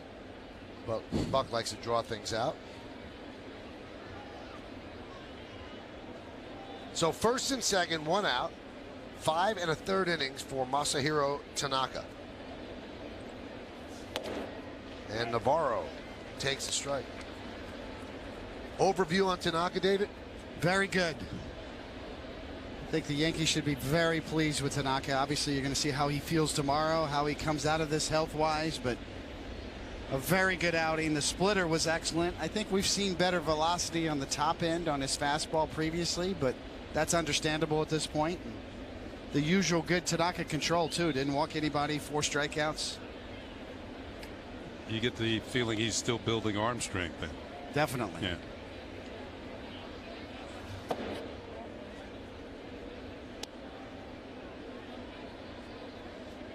Crowd of 48,144 coming here to see Tanaka and Jeter.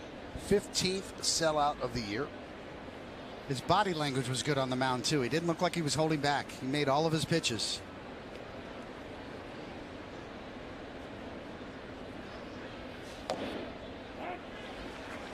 .95-mile-an-hour fastball strike, 1-2.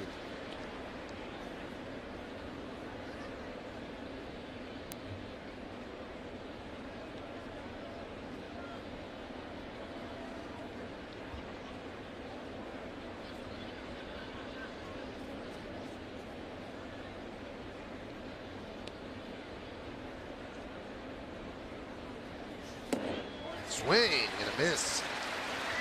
Navarro down on strikes. You saw Tanaka there speaking with his translator. He's going to watch Navarro swing at this tight slider over the top. Strike 3, back to the bench. But I think it's a good thing Tanaka's speaking and his translator smiling. So I would think that kind of translates into what Tanaka's saying is pretty positive. Yeah, what you're seeing right there is relief on both of their faces.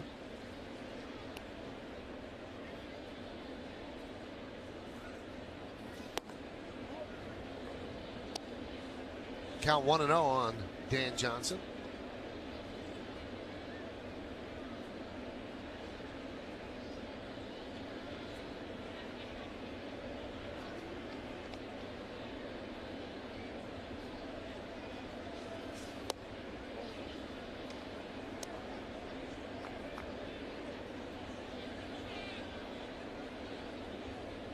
David Huff is getting ready.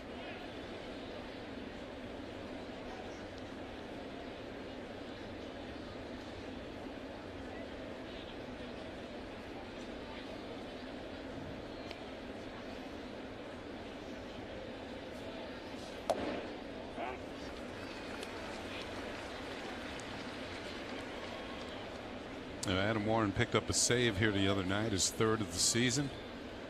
What I like about him coming out of the bullpen, he's not a 2-pitch pitcher. He's got like 4 different pitches: fastball, curve, slider, change. So he's got a starter's repertoire that he brings to the mound as a reliever, and he's got pretty good control of all of those pitches. His changeup has some nice fade to it. You saw the slider that struck out Navarro, and his fastball mid-90s.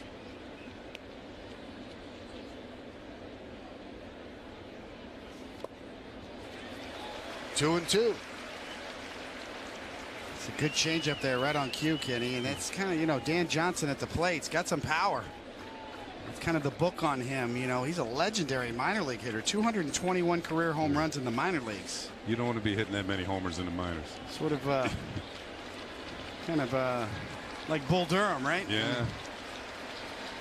2 balls, 2 strikes, 2 outs, 2 on. Yankees lead 2-1, top of the 6th. The 2-2 to Johnson. Fouled away.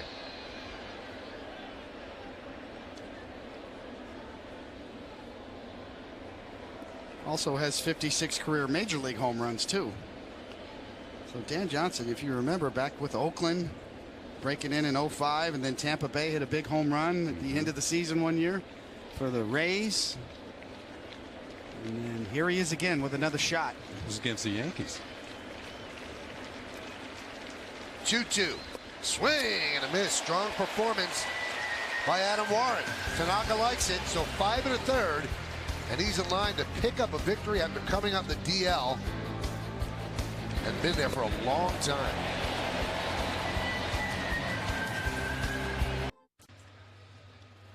Fans, come out to Yankee Stadium tomorrow night, September 22nd, when the Yankees take on the O's for the start of the final week of the regular season. First 18,000 guests in attendance receive a pair of Yankees texting gloves courtesy of Starter. For tickets, log on to Yankees.com.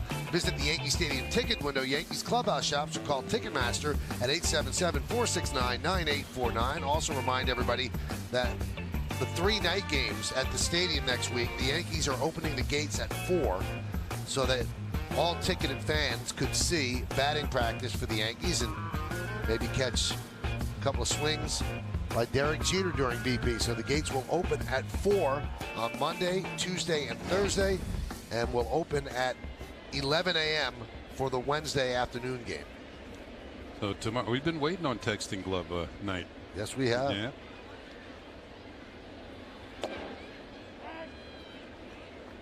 Cadillac scoreboard. 2-1 Yankees lead.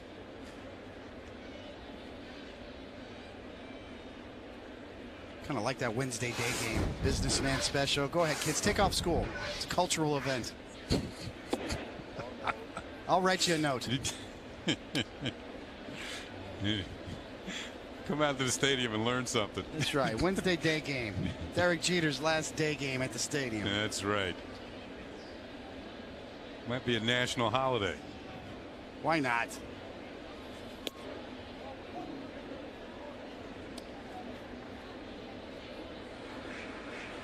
New pitcher is Todd Redmond.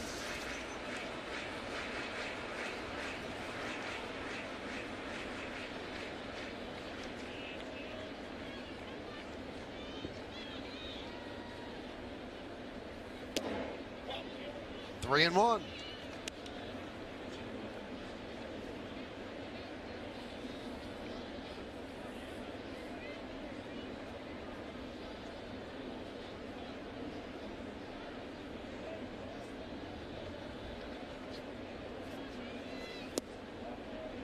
Cervelli works a walk for the second time today.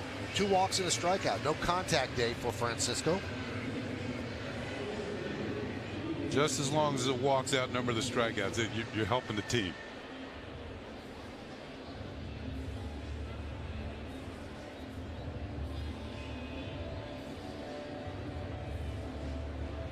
There's Stephen Drew.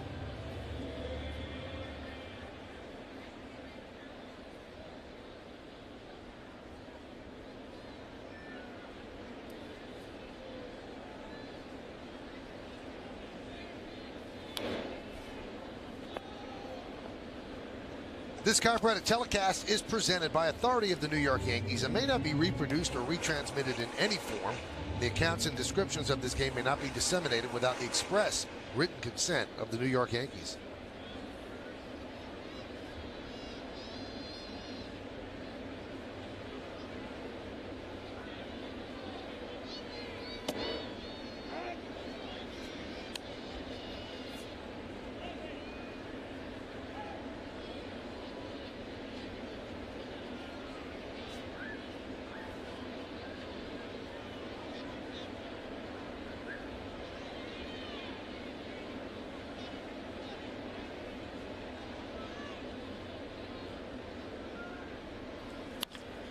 Drew hits one to right field.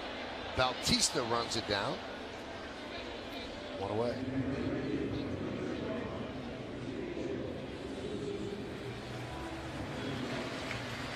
Now, it was interesting to watch when that ball was hit in the air and hit fairly well. Kawasaki was over on the right side of the field.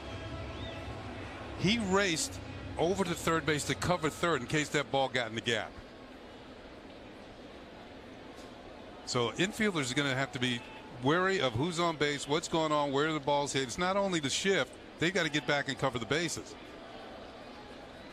Yeah, whole different assignments now with the defensive shifts.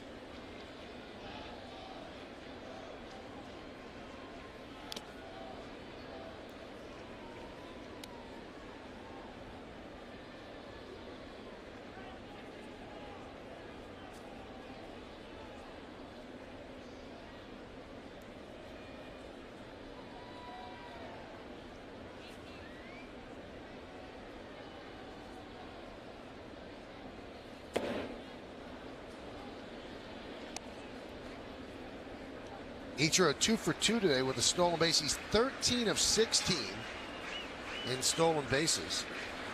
Now, stolen base stats are incomplete prior to 1951. So, from that point on, the only 40-year-olds to steal that many bases with an 80% success rate or better Willie Mays in 1971, Davey Lopes in 1985. How about Lopes at the age of 40? 47 of 51. Willie Mays was 23 of 26. Willie Mays was getting himself around the bases in other ways. But Davey Lopes is one of the most prolific base stealers. And you're right, Michael. During his whole career, his percentage was very, very high. Also a great coach as well. Baseball lifer. I was going to say, when he's coaching a team, their stolen bases go up. And not only do their stolen bases go up, the number of steals, the success rate also goes up.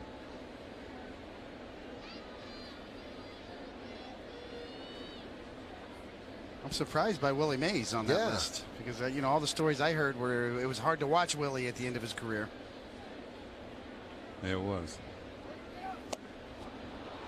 That's Ichiro, retired for the first time today.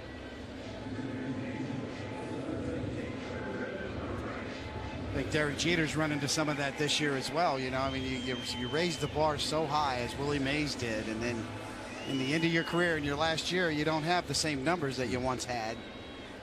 And it's a very difficult standard to live up to. Derek certainly has had his share of that this year. I think Willie Mays played a little bit longer than Derek did. I think he was about 42 years old. Well, he was 40 in 71. He definitely played in the 73 World Series. Yeah, he did. Yeah, he played a few more years. You know, when you think about all the great shortstops in the history of the game, very few of them have remained at shortstop their entire career. 20 years, Derek's still playing shortstop at 40 years old. He's never played another position. Cal Ripken moved to third. Vizquel moved. In fact, Derek Jeter, second on the list all-time at games played at shortstop. 2,671. Omar Vizquel first on that list. But Vizquel 2,700. Also played other positions, though. Yeah, he did. Yeah.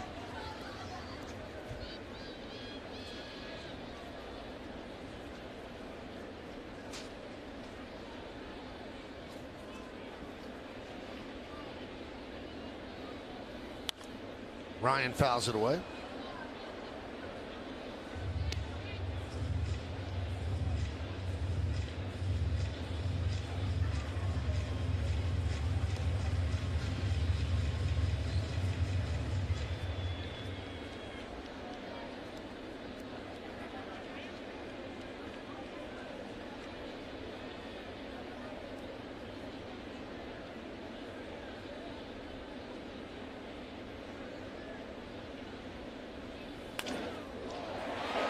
Ripped into right field, but Bautista got a good jump to run it down for the final out. No runs, no hits, no errors, and one man left.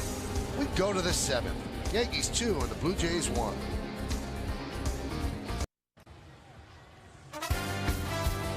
Yankees Baseball on Yes is brought to you in part by Ford, the official truck of the New York Yankees.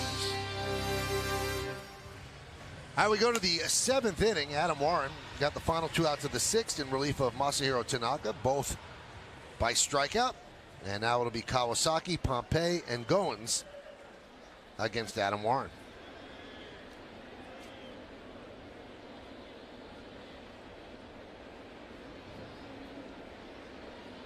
Cadillac scoreboard 2-1 Yankees lead. Kawasaki a double and a strikeout today. Each team with 5 hits, but the Yankee runs coming via the home run. Dellin Betances, who had a couple of days off, warming up for the Yankees in their pen. Sure, they'd like to get Warren through clean here in the seventh and have Betances just pitch the eighth.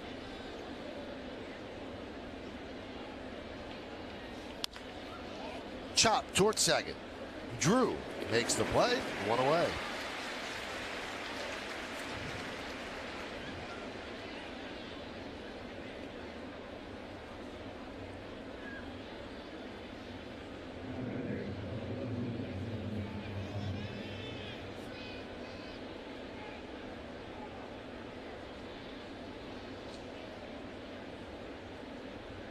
Pompey 0 for 2.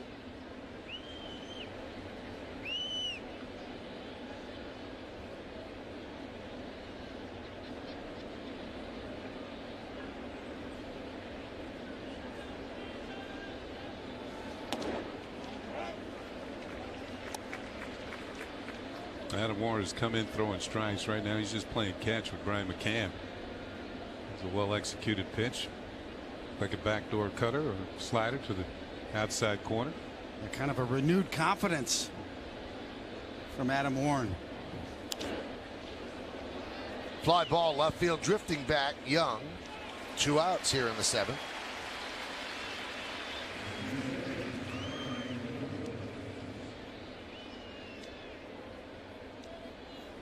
Talking to Joe Girardi before the game today, and he said Adam Warren just has a different look on the mound again. I mean, overall, he's been solid as a Yankee last year and this year, but he's kind of come up with a new tweak in his delivery that helps him stay a little closed and deliver the ball a little better. And he's featuring a 2-seamer, now running it in on righties. So just little subtle adjustments can make a big difference.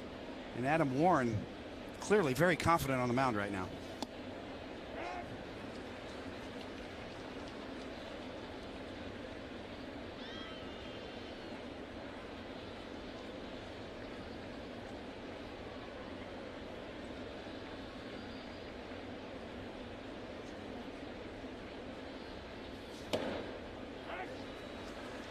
Oh, 0-2 to Goins.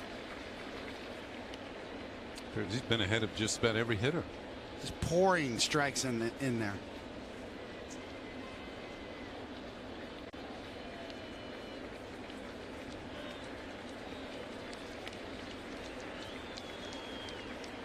And the 0-2 pitch. 95 up and away.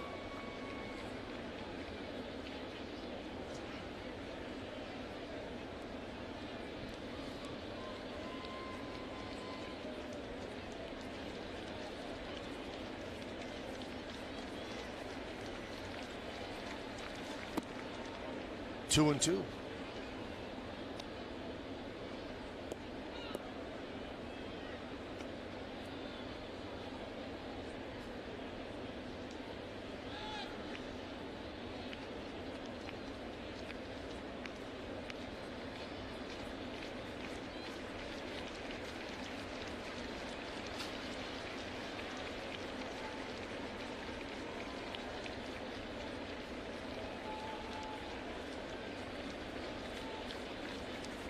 Two balls, 2 strikes, 2 outs. The pitch. Swing and a miss. Strong performance for Adam Warren. 5 up, 5 down in relief of Masahiro Tanaka.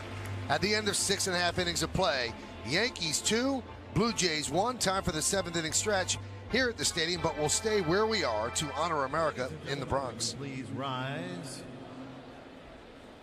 and offer a moment of silent prayer as we remember the servicemen and women who are serving our country at home and around the globe.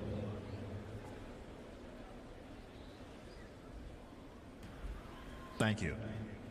Now, please join in Kate Smith's rendition of God Bless America.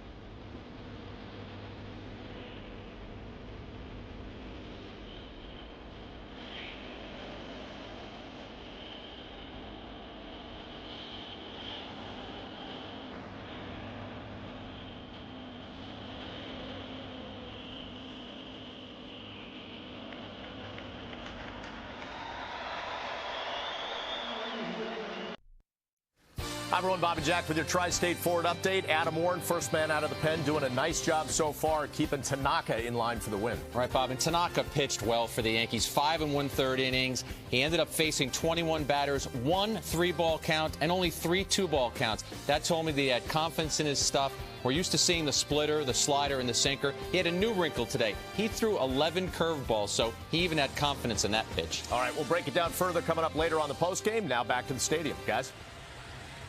Thank you, gentlemen. Let's take a look at the game summary brought to you by your local Nissan dealer. 2-5-0 for the Yanks, 1-5-0 for the Blue Jays. Tanaka off the 60-day DL, 5 1/3, 5 hits, just 1 run, didn't walk a batter, so pretty much Tanaka with 4 strikeouts. McCann a solo home run, Gardner a solo home run, and Gardner's home run, the 15,000th home run in franchise history. And who leads off? It's Brett Gardner. Takes the pitch low, 1-0. First 15,000 are the toughest. Cadillac scoreboard 2-1, Yankees lead. Kind of lost in all of that is it also was Gardner's 17th homer of the season, which obviously is a career high. And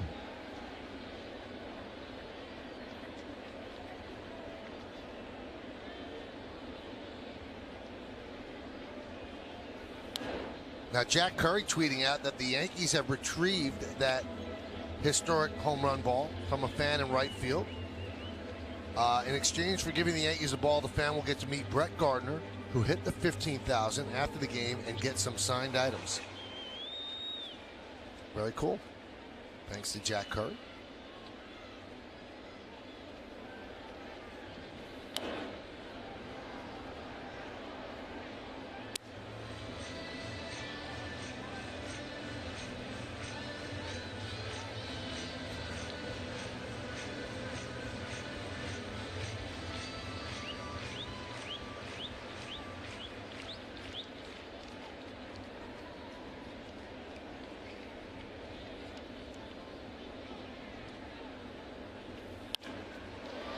Ripped into right field. It's a base hit.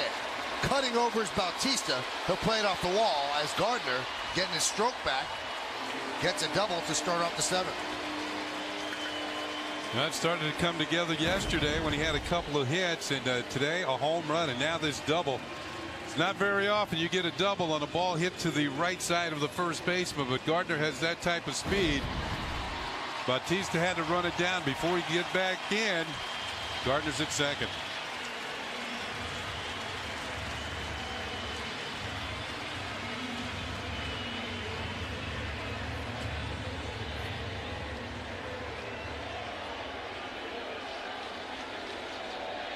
Derek might be getting photographed more than Kate Moss.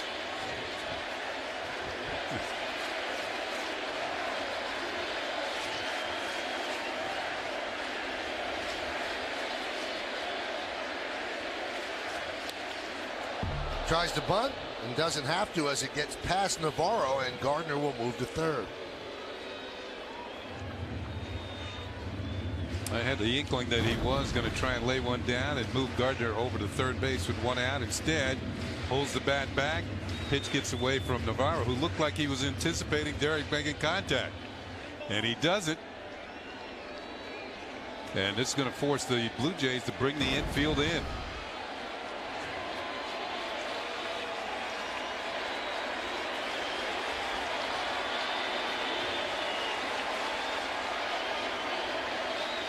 The 1-0.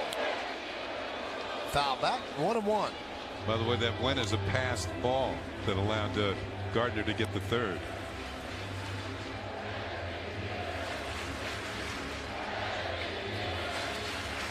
Crowd of 48,144, most standing.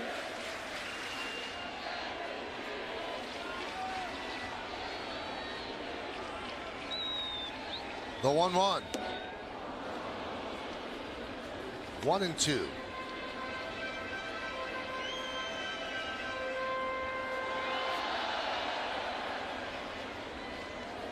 Well, it is amazing to watch a full house here at Yankee Stadium and everybody on their feet every time this man's in the batter's box.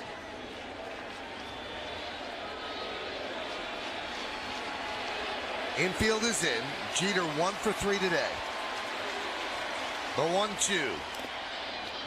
Just got a piece to stay alive. This homestand so far 7 for 16.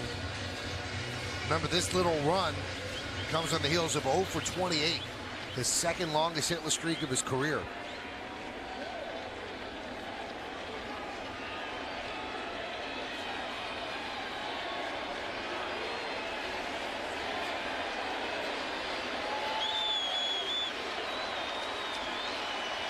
The 1-2.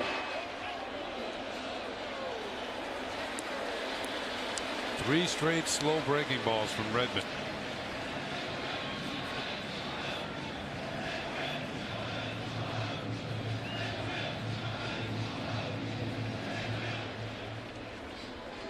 Would have taken some guts for the first base umpire to ring him up there, right? Oh, my goodness. There's Jeff Nelson over there. No, he did not go. The 2-2.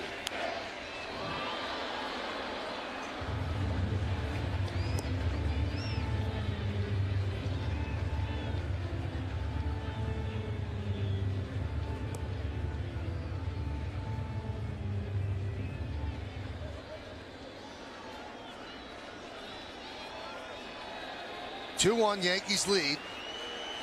Jeter, his final Sunday home game of his career.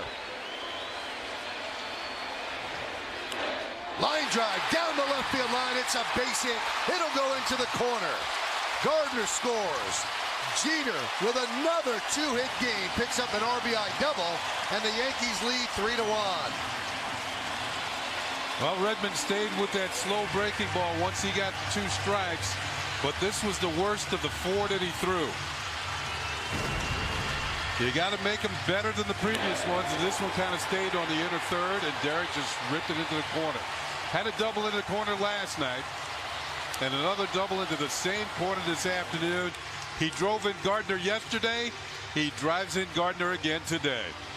2 hits Thursday, 2 hits Friday, 2 hits Saturday, and 2 hits today. Bob Lorenz with a studio update on the Tigers and Royals. KC continues to hurt itself against Detroit, up 2-1. That doesn't look like it's deep enough to get J.D. Martinez home, but watch the relay throw. Mike Moustakas right off his mitt. Martinez does score. Instead of a 2-1 Royals lead, they're tied at 2 in the bottom half of the 4th. Guys, see you on the postgame. All right, we'll see Bob and Jack and Meredith on the postgame. We've been calling it hashtag Season 2 Watch. And there's a lot of 2s for Derek Jeter. 2 hits each of the last 4 games. 4 straight multi-hit games. First player in Yankees history, age 40 or older, to do that. The last player to do that at the age of 40 was Chipper Jones, another future Hall of Famer. So Derek, as they say, is running through the tape. And that's a big hit in this game as it gives the Yankees a 3-1 lead. And here's Brian McCann as Daniel Norris comes in.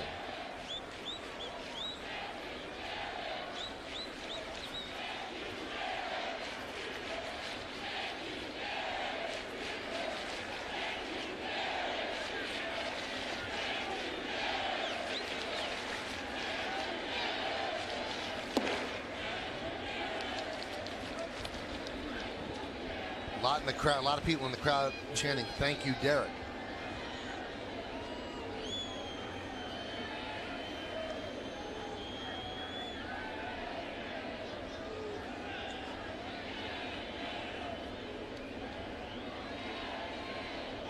Jeter takes off. They didn't pay any attention. A 40-year-old stealing third base.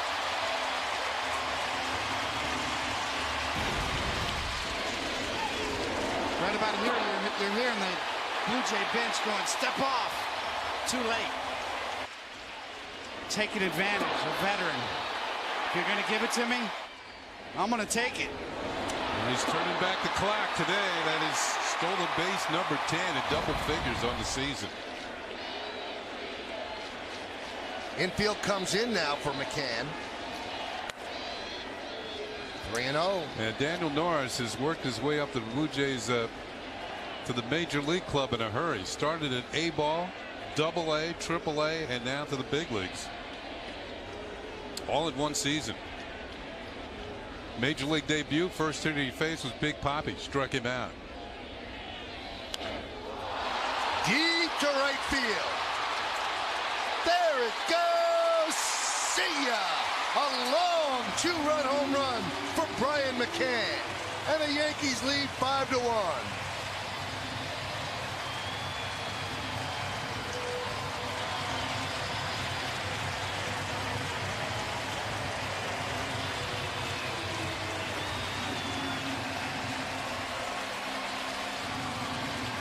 McCann also running through the finish line.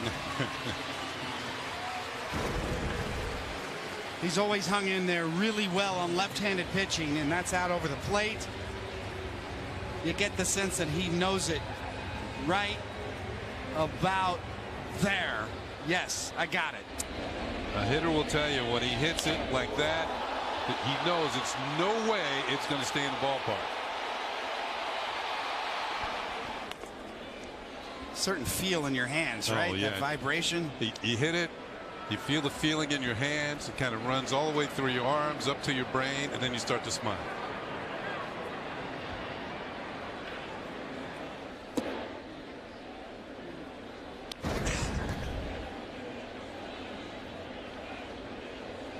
Big afternoon for both of these players.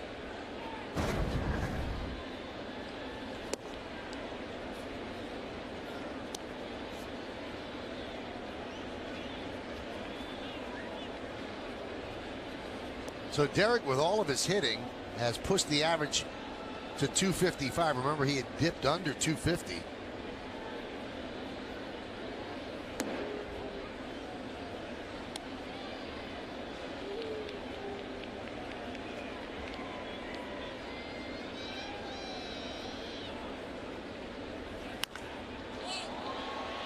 Popped up, shallow right.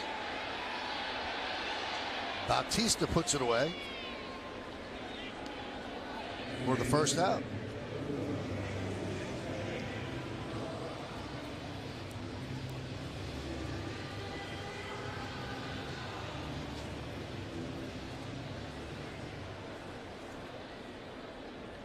Jeter and Beltran have become very, very close this year, and you wonder if that's one of the reasons that Beltran wants to hang around and try to play rather than get the surgery right away.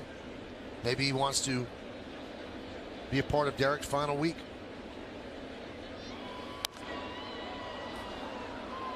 Two veterans, a bond was formed right away.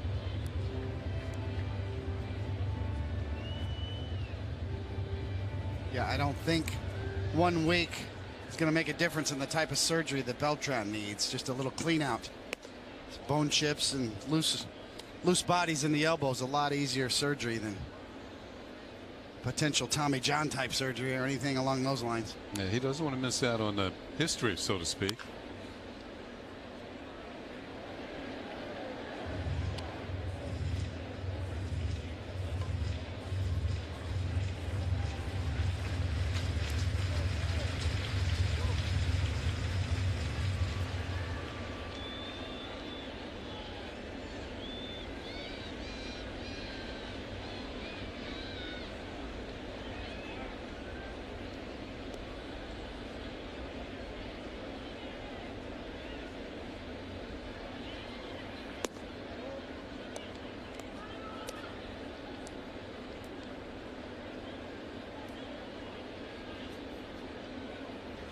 The Yankees are on their way to their next 15,000 home runs.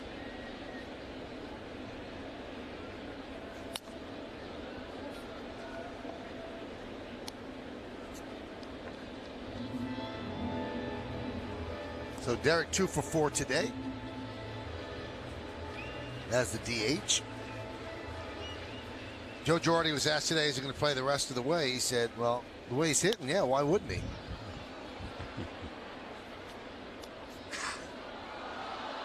Now, one of the big questions that a lot of people have batted back and forth when they saw the schedule come out, if the Yankees were not in a postseason situation, and they might be, but if they're not by next weekend, will Derek play the 3 games at Fenway? Remember, Mariano did not play any of the 3 games in Houston, and there were save opportunities. He did not. He couldn't top that last night at Yankee Stadium. And there is some precedent to it as well, as Headley walks. Ted Williams, remember his final at bat, he hit a home run at Fenway Park, but that was not the final game of the season for the Red Sox. The Red Sox finished the season with 3 games in the Bronx at Yankee Stadium, and Ted Williams didn't even make the trip. But everyone I've talked to that has played with Derek and know Derek, and they go, no, that's not what Derek's about. Derek's going to play those games. You agree, David? Yes, very much. Derek has always been the type of guy who lives by the motto, we've got another game tomorrow. Forget about yesterday. Never too high, never too low through his whole career. I think the key is, as Michael said, if the Yankees are still mathematically eligible to make the postseason, of course he's going to play those games. The question is if they're not. Yeah.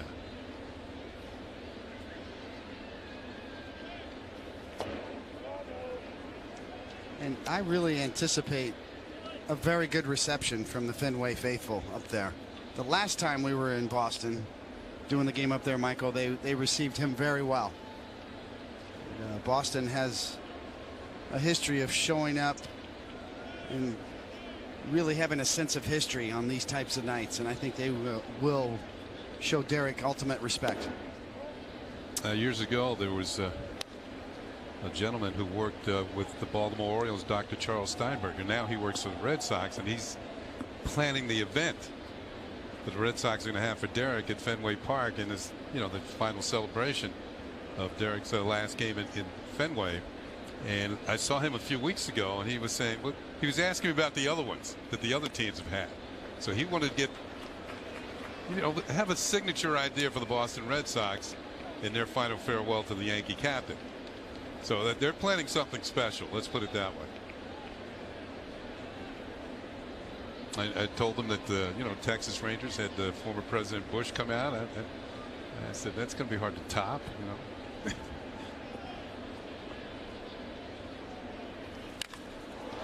High fly ball, right field deep. Bautista back on the track at the wall. He makes the play.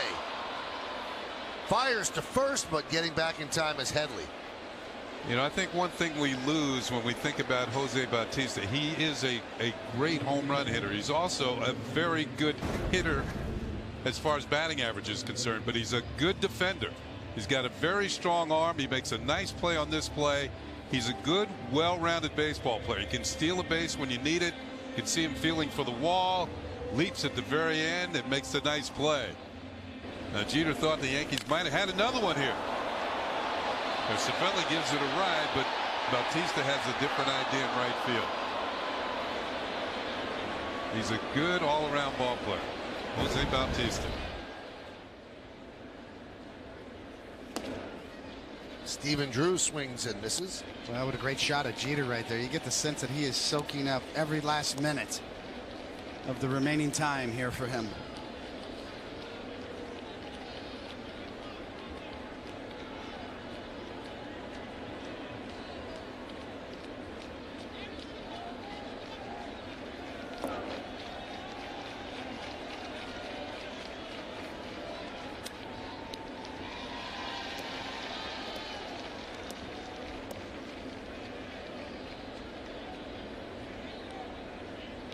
Michael, you said Bautista's a bargain. Did you say that yesterday? Yep, $14 million a year. Whoa. Relative to what baseball stars players. make, right? Yeah, exactly.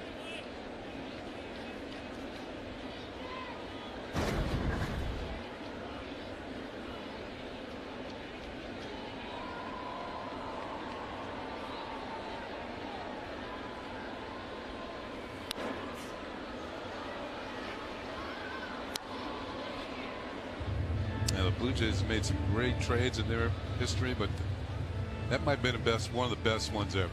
Jose Bautista for Robinson Diaz, a catcher. Not too bad. Got him from Pittsburgh.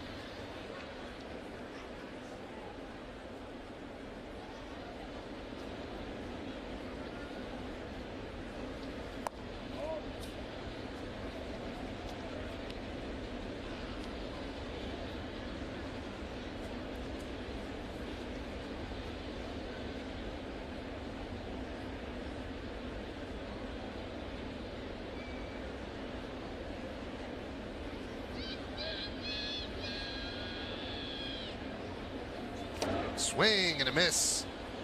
And that'll do it. But the Yankees had 3 runs. And Derek Jeter's right in the middle of it. After a double by Gardner, Jeter doubles himself. 4 straight games with 2 hits or more. Speaking of 2, Brian McCann goes yard for the 2nd time. We go to the 8th. Jeter likes what he sees, and the Yankees lead. Well, as promised earlier, we have the AT&T fan photo of the game. Tweet your photo to @YesNetwork using hashtag YesFanPhoto for a chance to be shown in an upcoming game broadcast. Brought to you by AT&T. Christy Latter sent this picture of a cute little guy watching the Yankee game, all decked out in his Yankee paraphernalia. And that is our Yes fan photo. Boy, those signs will be more prevalent over the next 4 days as Derek plays his last 4 home games. Hyundai scoreboard 5-1 Yankees lead. They bring in Dylan Betances to pitch the 8th. And goes a drag bunt. Cervelli makes the play and then steps up first. And there's some laughs all around.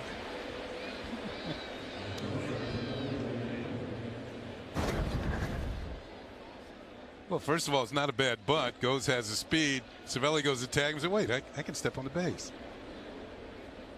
Instead of chasing down Goes.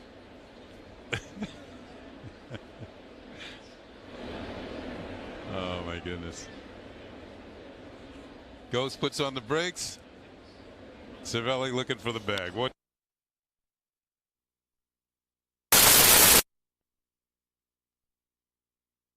Was yesterday an 0 for 5.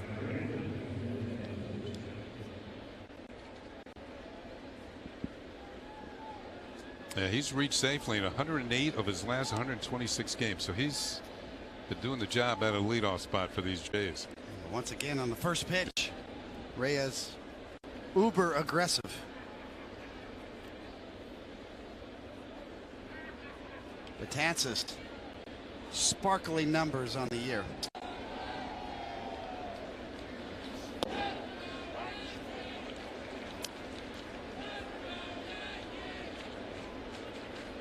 This is the man he was facing in spring training. Girardi brought him in with the bases loaded and 1 out to face Bautista and then Encarnacion. And he wanted to see if the young man could get out of it. Well, he's 2/3 of the way there, and then he did put away Bautista on 3 pitches in spring training, and he got Encarnacion to fly out. And Joe Girardi said that might have been the spot where Betances made the team. Remember that very well. Runner goes. Pitch off the glove of McCann as Reyes picks up the stolen base.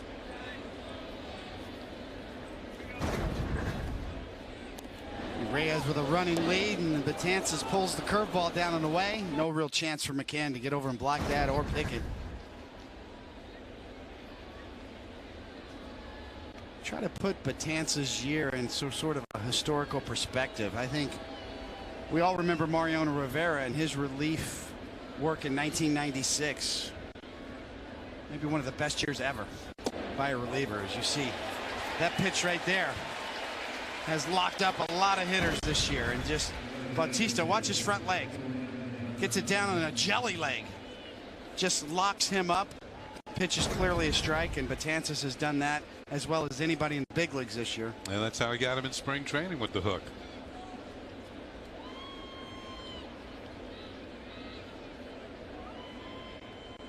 Among relievers, Betances that is, since 1988.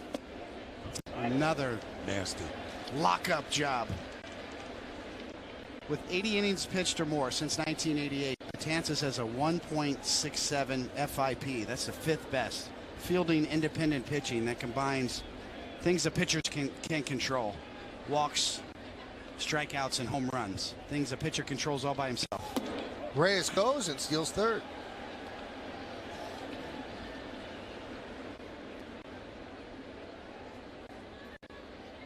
Well, here's Rivera in 96, 61 games, 107 2/3 innings to Dellen's 88 2/3, 34 strikeouts, 34 walks, 130 strikeouts, and For Betances, 24 and 133. And the ERA 1.32 for Dellin, 2.09 for Mo. Fly ball, deep right. Ichiro back, turning, looking. It's off the base of the wall. Encarnacion with an RBI single. And now the Yankees lead 5-2.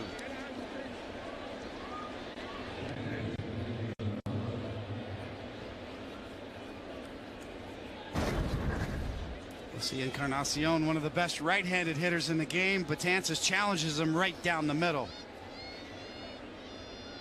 And Encarnacion feast on fastballs.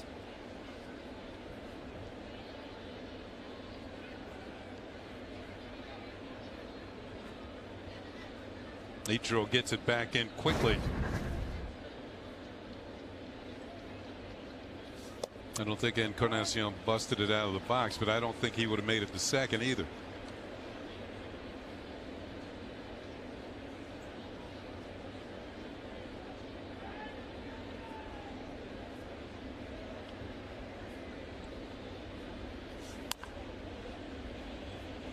Oh, and 2 on Navarro. Well, anyway, to finish that point before we jinxed Dellin Betances, and he gave up this double and a run. As if we have that sort of power up here, Kenny. Yeah, I wish. If I had that sort of power, I wouldn't waste it on calling things in baseball. We'd be in Vegas right now, Coney.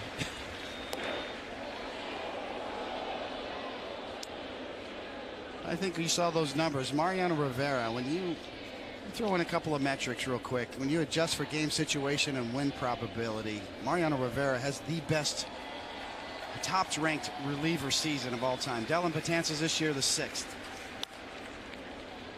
Just to put it into historical perspective, any metric you want to look at, strikeouts, the innings pitched, the way Girardi's used him, pretty interesting when you compare Betances to somebody like a Wade Davis in Kansas City.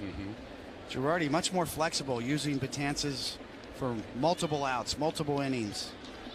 Really very valuable in the way he was used this year to the Yankees. Wade Davis, on the other hand, in Kansas City, very rigid, strictly 1 inning, 8th inning only. Betances almost like the old fireman. Bring him in like Goose Gossage. Bring him in the 6th if you need him. Bring him in the 7th. Stay in for the 8th. 4 outs, 5 outs. So valuable in that kind of usage.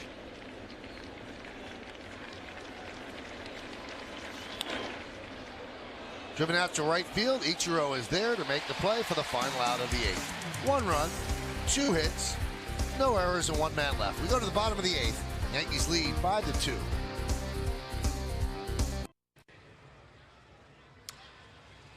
It's time for the T-Mobile game changer, and it's going to be Masahiro Tanaka coming off the disabled list this afternoon, and he looked pretty darn good.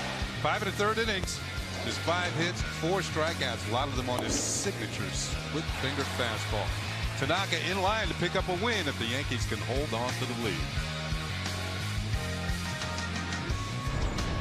Right now the lead is 5-2 as we go to the bottom of the 8th inning. New pitcher for Toronto, it's Dustin McGowan. This will be his 52nd game. Some scores around the game of interest. Kansas City leads Detroit 4-2, top of the 5th inning. They must win that to have any chance, you would think, to win the Central. Houston leading Seattle. Boy, they are making things tough for the Mariners. They lead Seattle 4-3, bottom of the 5th. Cleveland 5, Minnesota 2, bottom of the 5th inning.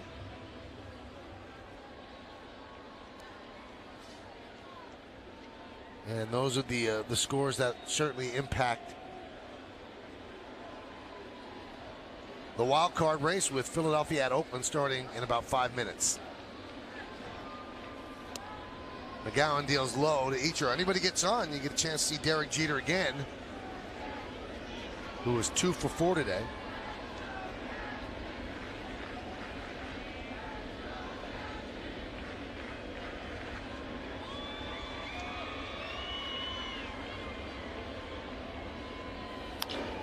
Hit sharply right at Dan Johnson.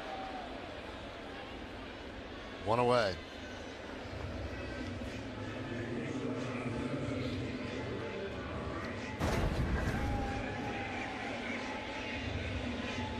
Now, Ichiro's had a couple of multi-hit games in a row. And this one's hit pretty well, but Johnson makes a save just off the left knee. And then continues on the first with a put out. Hyundai scoreboard 5-2. Yankees lead. Brendan Ryan swings and misses.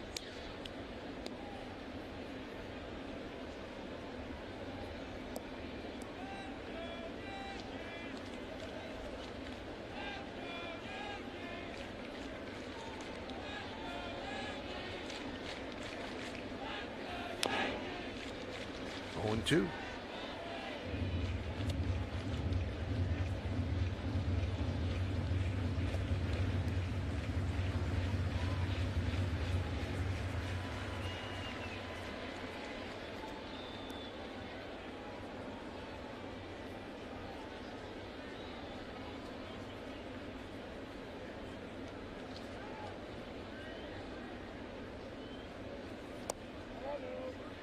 No, Michael, I was referencing Dellin Betances and trying to put his year into historical value.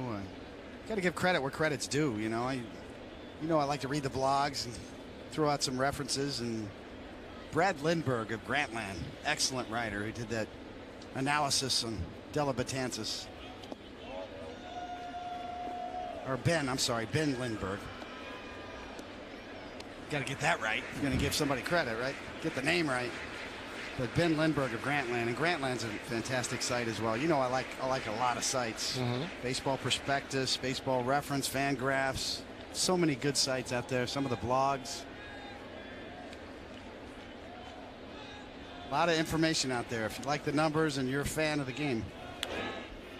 Baseball Reference in particular, as far as history. I mean, you can go back to the beginning of baseball on that one and just go from season to season and find out what some of the great players over the years have done statistically. You look up box scores from years ago. 2 balls, 2 strikes on Brendan Ryan. And the pitch. Foul back here under our booth.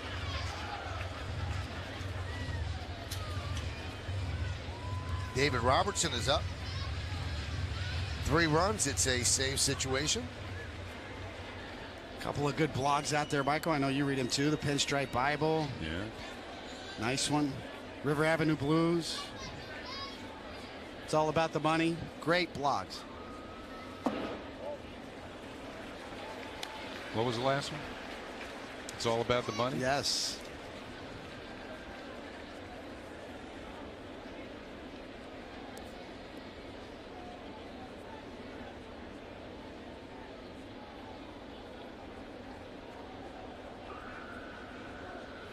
McGowan deals the 3-2.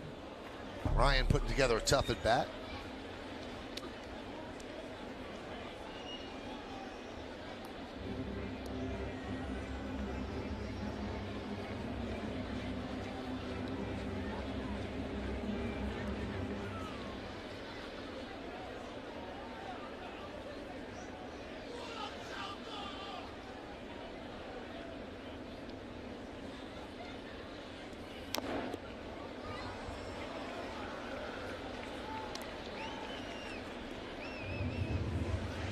Well, counts at 3-2. Something's got to give here pretty soon.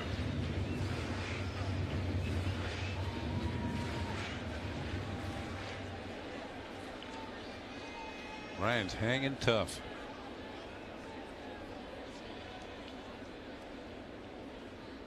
Three-two.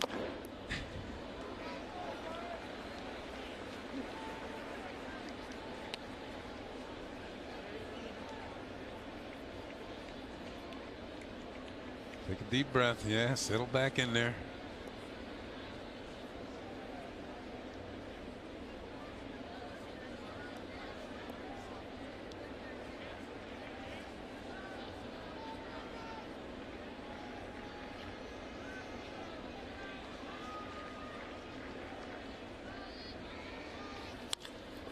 Grounded to third.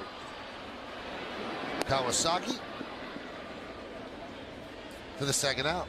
Well, after the final out, Catch the WB Mason postgame as Bob Lorenz and Jack Curry recap this series finale and give you scores and highlights from around baseball. Plus, Meredith Marakovitz has the team's reaction from the clubhouse.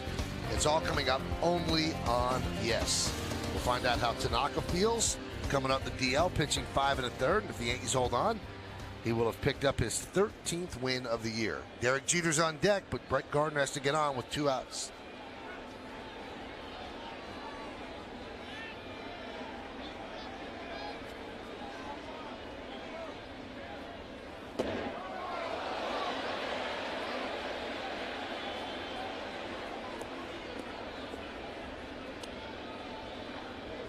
One 1-0. Gardner with a home run and a double, 2-run score, 2 for 4. Back on track. Gardner really swinging the bat with authority today. That double, too, was a loud sound off his bat. Smashed to right field.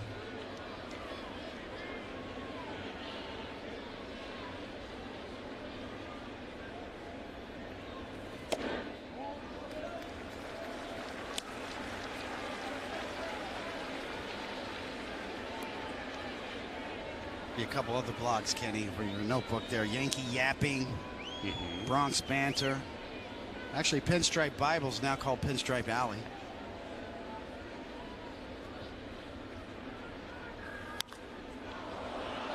Popped up. Crowd moaning because they know that Derek Jeter will not come up. As the Yankees go down in order, as Derek heads back to the dugout, we go to the top of the 9th. Yankees lead 5-2.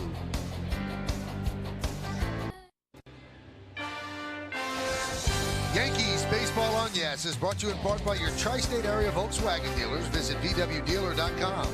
By People's United Bank, see what know-how can do.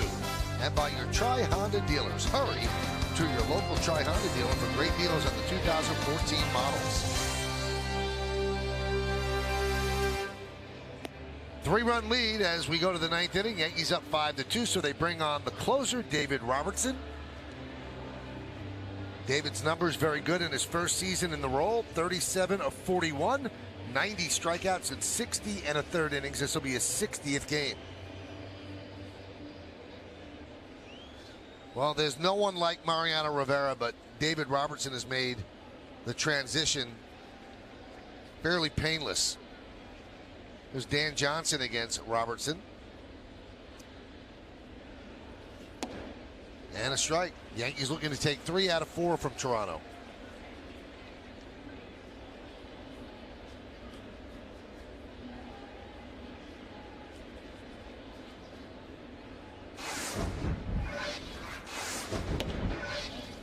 One and one.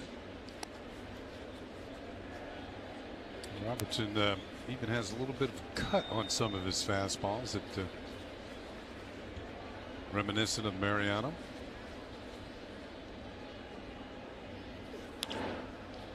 Fly ball right field. Ichiro toward right center, puts it away. 1 down.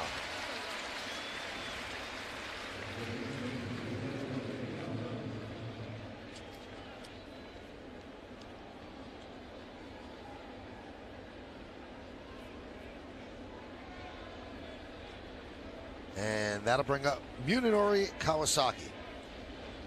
Double to right off of Tanaka in the 2nd, then struck out looking against Tanaka in the 4th, and in the 7th against Warren, he grounded out to 2nd.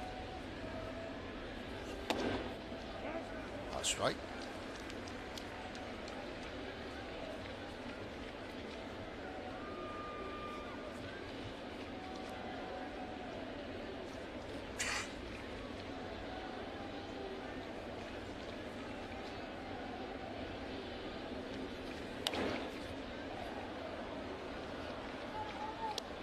Robertson comes in throwing strikes.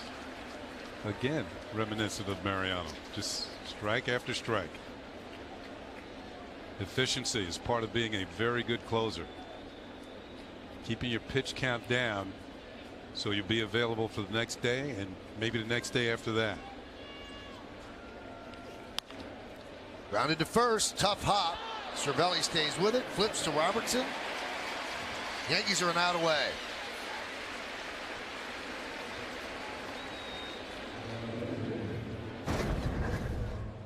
Well, Cervelli, ball gets up into his chest area, but he knocks it down. That's the important thing. Robertson's job is to get over and cover, and he's the safety net for out number 2.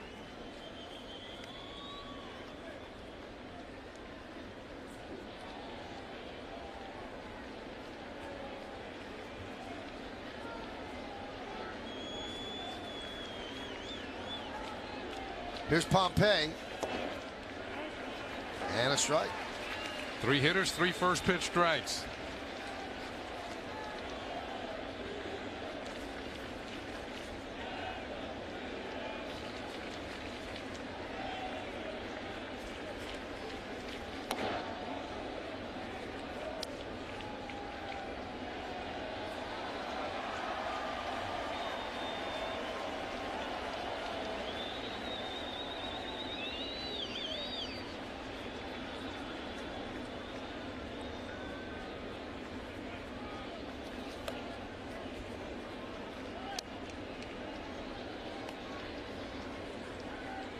Two and one on Pompey. Grounded to first, struck out, and a fly ball to left. Yankees up 5-2. Final homestand of the 2014 season. The 2-1. Now the Blue Jays down to their final strike.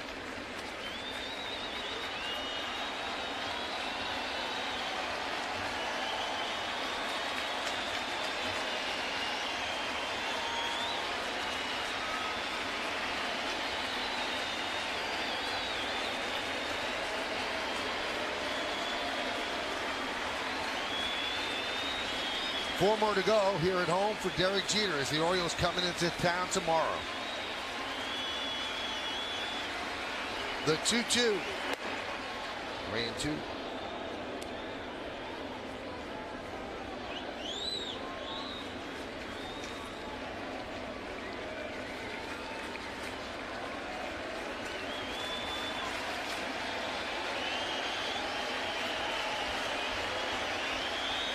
And the pitch.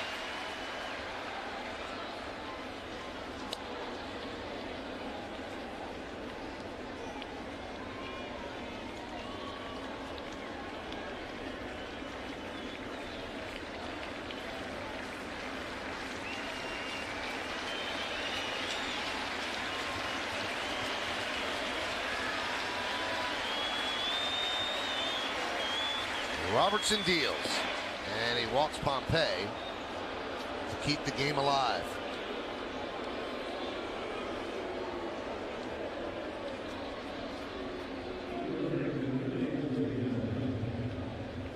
And here comes Larry Rothschild. And Robertson's looking at him. Why are you coming out here? Well, maybe going over this pinch hitter is coming to the plate. It's George Kataris. Going to pitch hit for Goins.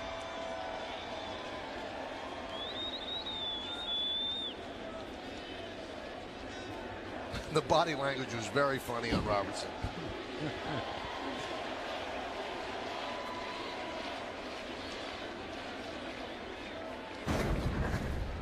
What? Really? A 3-run lead.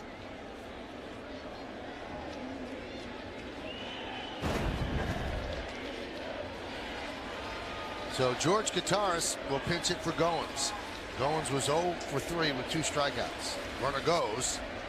There's a strike, and Pompey takes second on defensive indifference.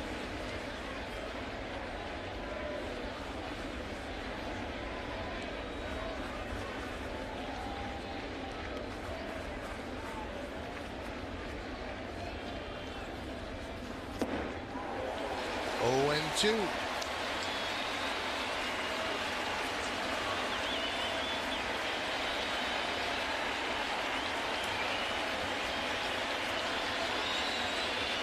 Again, Toronto down to its final strike.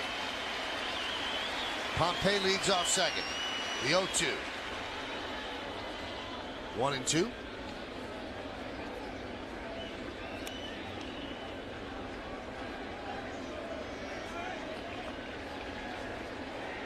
Kind of saw Robertson mess around with a couple of changeups in the previous at bat and then worked it to 3-2 and ended up losing him. Pompey, that is. I would anticipate going right after Kataris here. You don't want to get into a situation where you're 2-2 or 3-2 and walk him. Dribbled foul. Yeah, the Blue Jays are about to go to their bench, and there's a guy you really don't want to see in the on-deck circle. And that's Adam Lynn, who definitely has the power and has always hit pretty well here at Yankee Stadium. He doesn't play very often. He's been bothered by back problems too lately. Yeah, you don't want to let him play today. Leave him right there on the on-deck circle.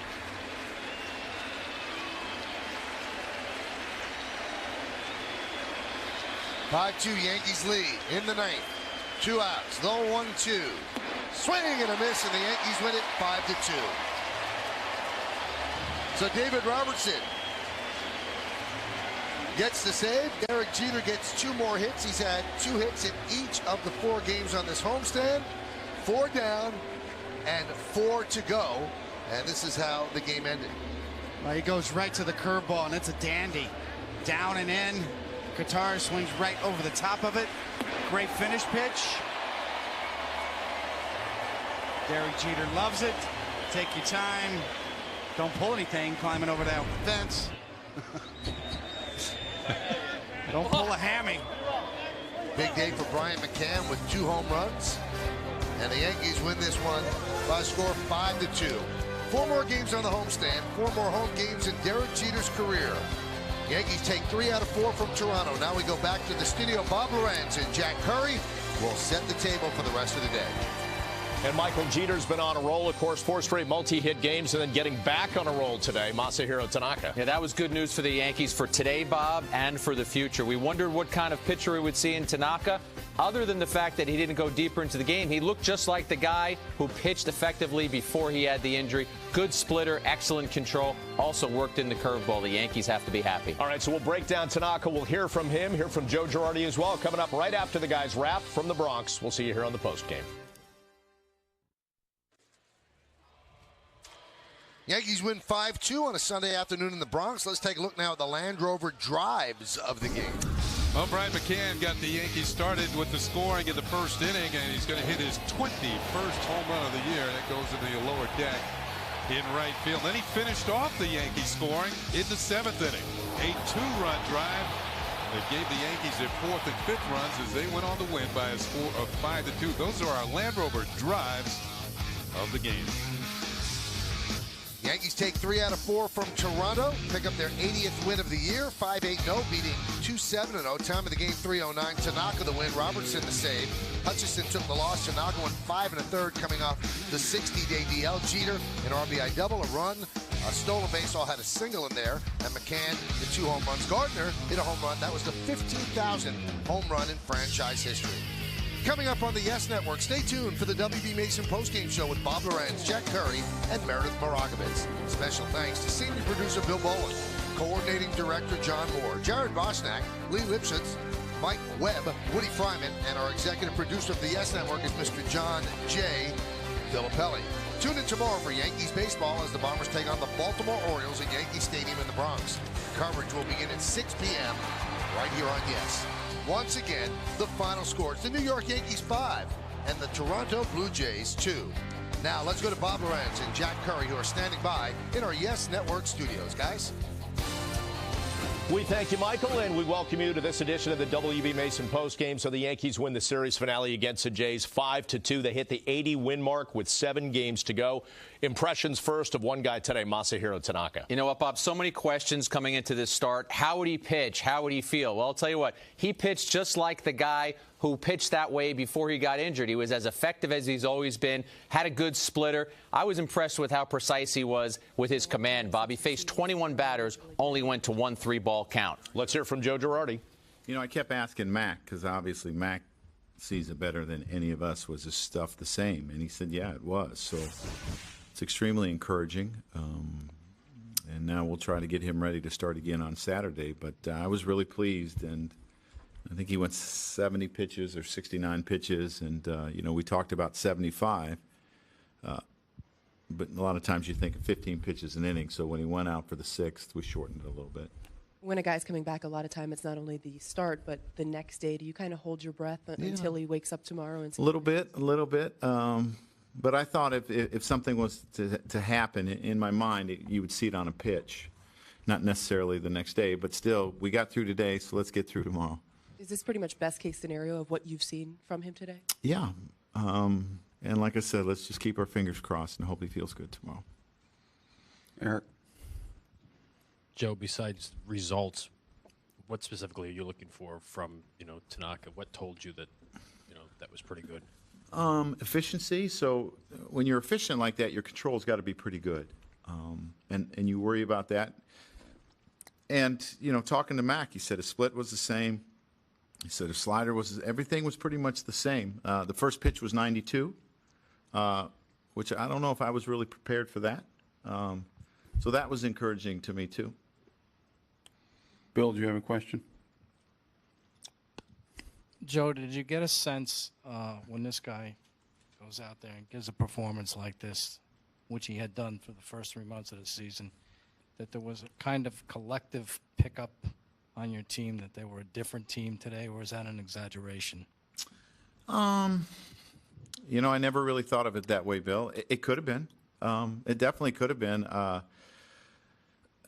Because we haven't seen him out there, 2 months probably? And I think a lot of guys were kind of curious to see how he would come back and how he would feel, and it was probably a little emotional pickup for the guys in a sense. We haven't gotten a lot of good news lately, and we got some today.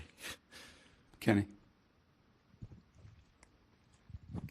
Joe, is there extra anticipation or even anxiety when he gets the 2 strikes on a guy and obvious splitter counts, or are you is there a heightened awareness or anything to see how it looked and how he looked? I think there was probably a little bit of anxiety from the first pitch on. I don't think you necessarily think about what the count is or what. You're kind of hoping that he gets through it and then he feels good. So I would have to say it was more than when he got to 2 strikes. Ron? Do you wonder in your mind if your season would be any different if he goes out there for 33 starts instead of 20? Well, I hadn't thought about that today. Obviously, we knew that we would miss him. But I think our starting pitchers have done a pretty good job in his absence, but it sure would have been nice to have him. Wally? Joe, what goes through your mind when you see guys in your offense starting to produce now late in the season, like McCann, Jeter, haven't really done it all year long? Do you obviously are happy about it, but you also wonder if maybe it's too late? Yeah, well, I mean, they've done it during periods of the year. We just haven't been extremely consistent during the course of the year, and I think that's been the frustrating thing for all of our guys. But, you can look at it 2 ways. You can, be upset about it, but what I love, they haven't quit. They are still fighting, and because there's still a chance, and that's the best part about it for me. Hey, Joe, does Derek look different to you now than he did during his over 28 stretch? Yeah, he's getting hits. He's hitting the ball with more authority, obviously, and he's pulled some balls as well. That hit that he got, that I'm not sure what inning it was, if it was the 7th that put us ahead 3-1. That's a huge hit in that situation. Then he steals third and makes it easy for the, nobody out, you got a runner on third. It makes it much easier for the guys to get him in. And Mac had a big day, but he's hit the ball with more authority. And that's the ups and downs of a hitter. And a lot of times when a guy is older and they're going through it, everyone's ready to write him off. That's what happens. That's the nature of the business. But he swung the bat extremely well since I gave him the day off in Tampa. Dave? You still looking at the scoreboard? Of course. Ron? With Derek, how much do you think is just the ups and downs, and how much do you think is extra adrenaline with this final homestand pumping through him? It could be a little bit of both. I'm sure there's a little bit of extra adrenaline going right now, but sometimes that can actually get you in trouble, that extra adrenaline. It can hurt players. But I'm sure it's a little bit of both. Brad, up to your right. Joe, you gave Ichiro his 90th start of the season today. I know injuries have dictated a lot of that, but has he exceeded your expectations anyway? Yeah, I mean, when we started the season, we had kind of a crowded outfield, and I wasn't sure what was going to happen. And and how many starts. And I told him leaving spring training he was going to get starts. I just couldn't tell him how many. And he's done his job. And at times maybe we played him a little bit too much in a little bit of a stretch there. But that was partly because of injuries. But he's done a pretty good job. Dan, Wally, go ahead, Wally. Joe, is it fair now to say, looking at Jeter, that maybe he needed a little bit longer to get going because of missing last year? That, he needed maybe half the season? But, May, June, and July weren't too bad. He had a really rough August. April, it took him a while to get going. And I think that's part of probably missing a year. But May, June, and July were pretty decent. Had a really tough August, and September started off tough. We had a lot of guys that September started off really, really tough. You can look up and down our lineup, and there were a lot of guys hitting 100 until about September 20th or 18th. But that's just part of the game. Joe Tanaka seemed pretty disgruntled, I guess, when he came out. Was that just a product of giving up those 2 hits, or do you think he wanted to stay in the game longer? What was your... I didn't really notice it, him being disgruntled. I'm sure he was probably upset that he gave up those couple of hits, but that's who he is. He always wants to be out there. Eric. Did Ellsbury do anything before the game? No. He's got some blood in there on the top of his hamstring, so I'm not sure when we'll actually start some activities, but I wouldn't think it would be tomorrow, but we'll see. Anybody else? Thanks, Joe. Yeah.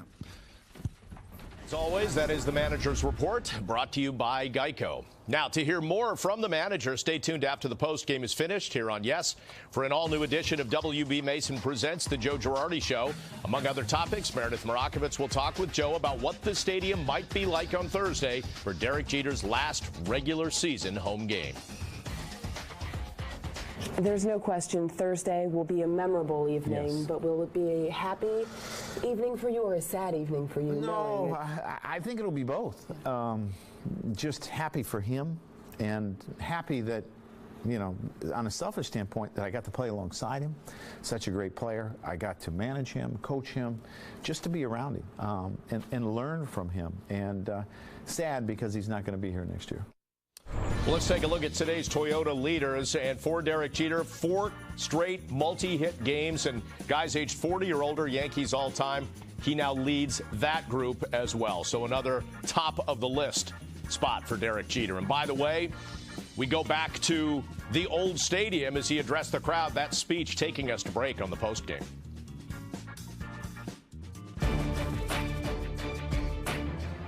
For all of us up here, it's a huge honor to put this uniform on every day and come out here and play.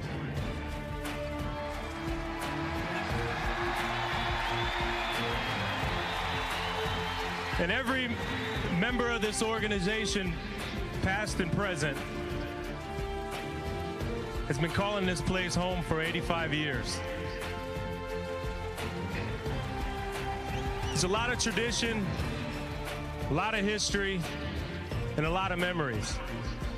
Now, the great thing about memories is you're able to pass it along from generation to generation.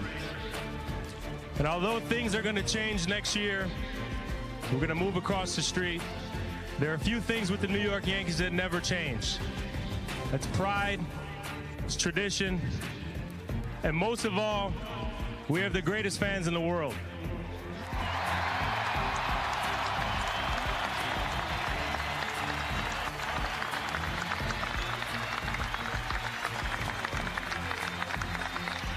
And we're relying on you to take the memories from this stadium, add them to the new memories that come at the new Yankee Stadium, and continue to pass them on from generation to generation. So on behalf of the entire organization, we just want to take this moment to salute you, the greatest fans in the world.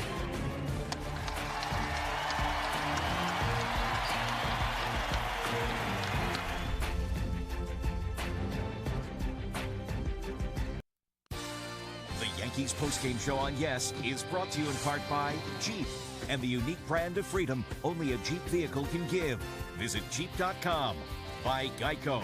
15 minutes could save you 15% or more on car insurance. Visit Geico.com or call 1-800-947-AUTO. And by your Tri-Honda dealers. Hurry to your local Tri-Honda dealer for great deals on the 2014 models. The Indians are still in the wild card picture, and they're taking care of their business against the Twins today. Top of the sixth, the runner on, Michael Brantley, base hit, scores Michael Bourne.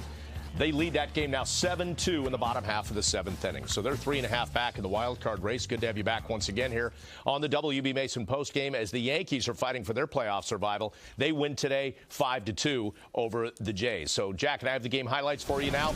Big stars in this one, Tanaka and Jeter. But Tanaka, first outing since July 8th. A little bit of trouble, top of the first. Yeah, runners on the corner. He gets Encarnacion to hit this grounder to Ryan. Ryan and Drew do a nice job turning this double play. So the Blue Jays get one run in, but Tanaka will exchange that for 2 outs.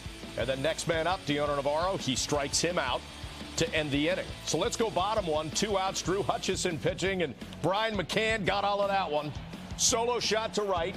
His 21st of the year and 17th at the stadium. Ties the game at 1. And top of the fourth, the man on first with 2 outs, Tanaka freezing Munenori Kawasaki to end the frame. Bottom 4, man on second, 2 outs, Brendan Ryan sends one out to left field.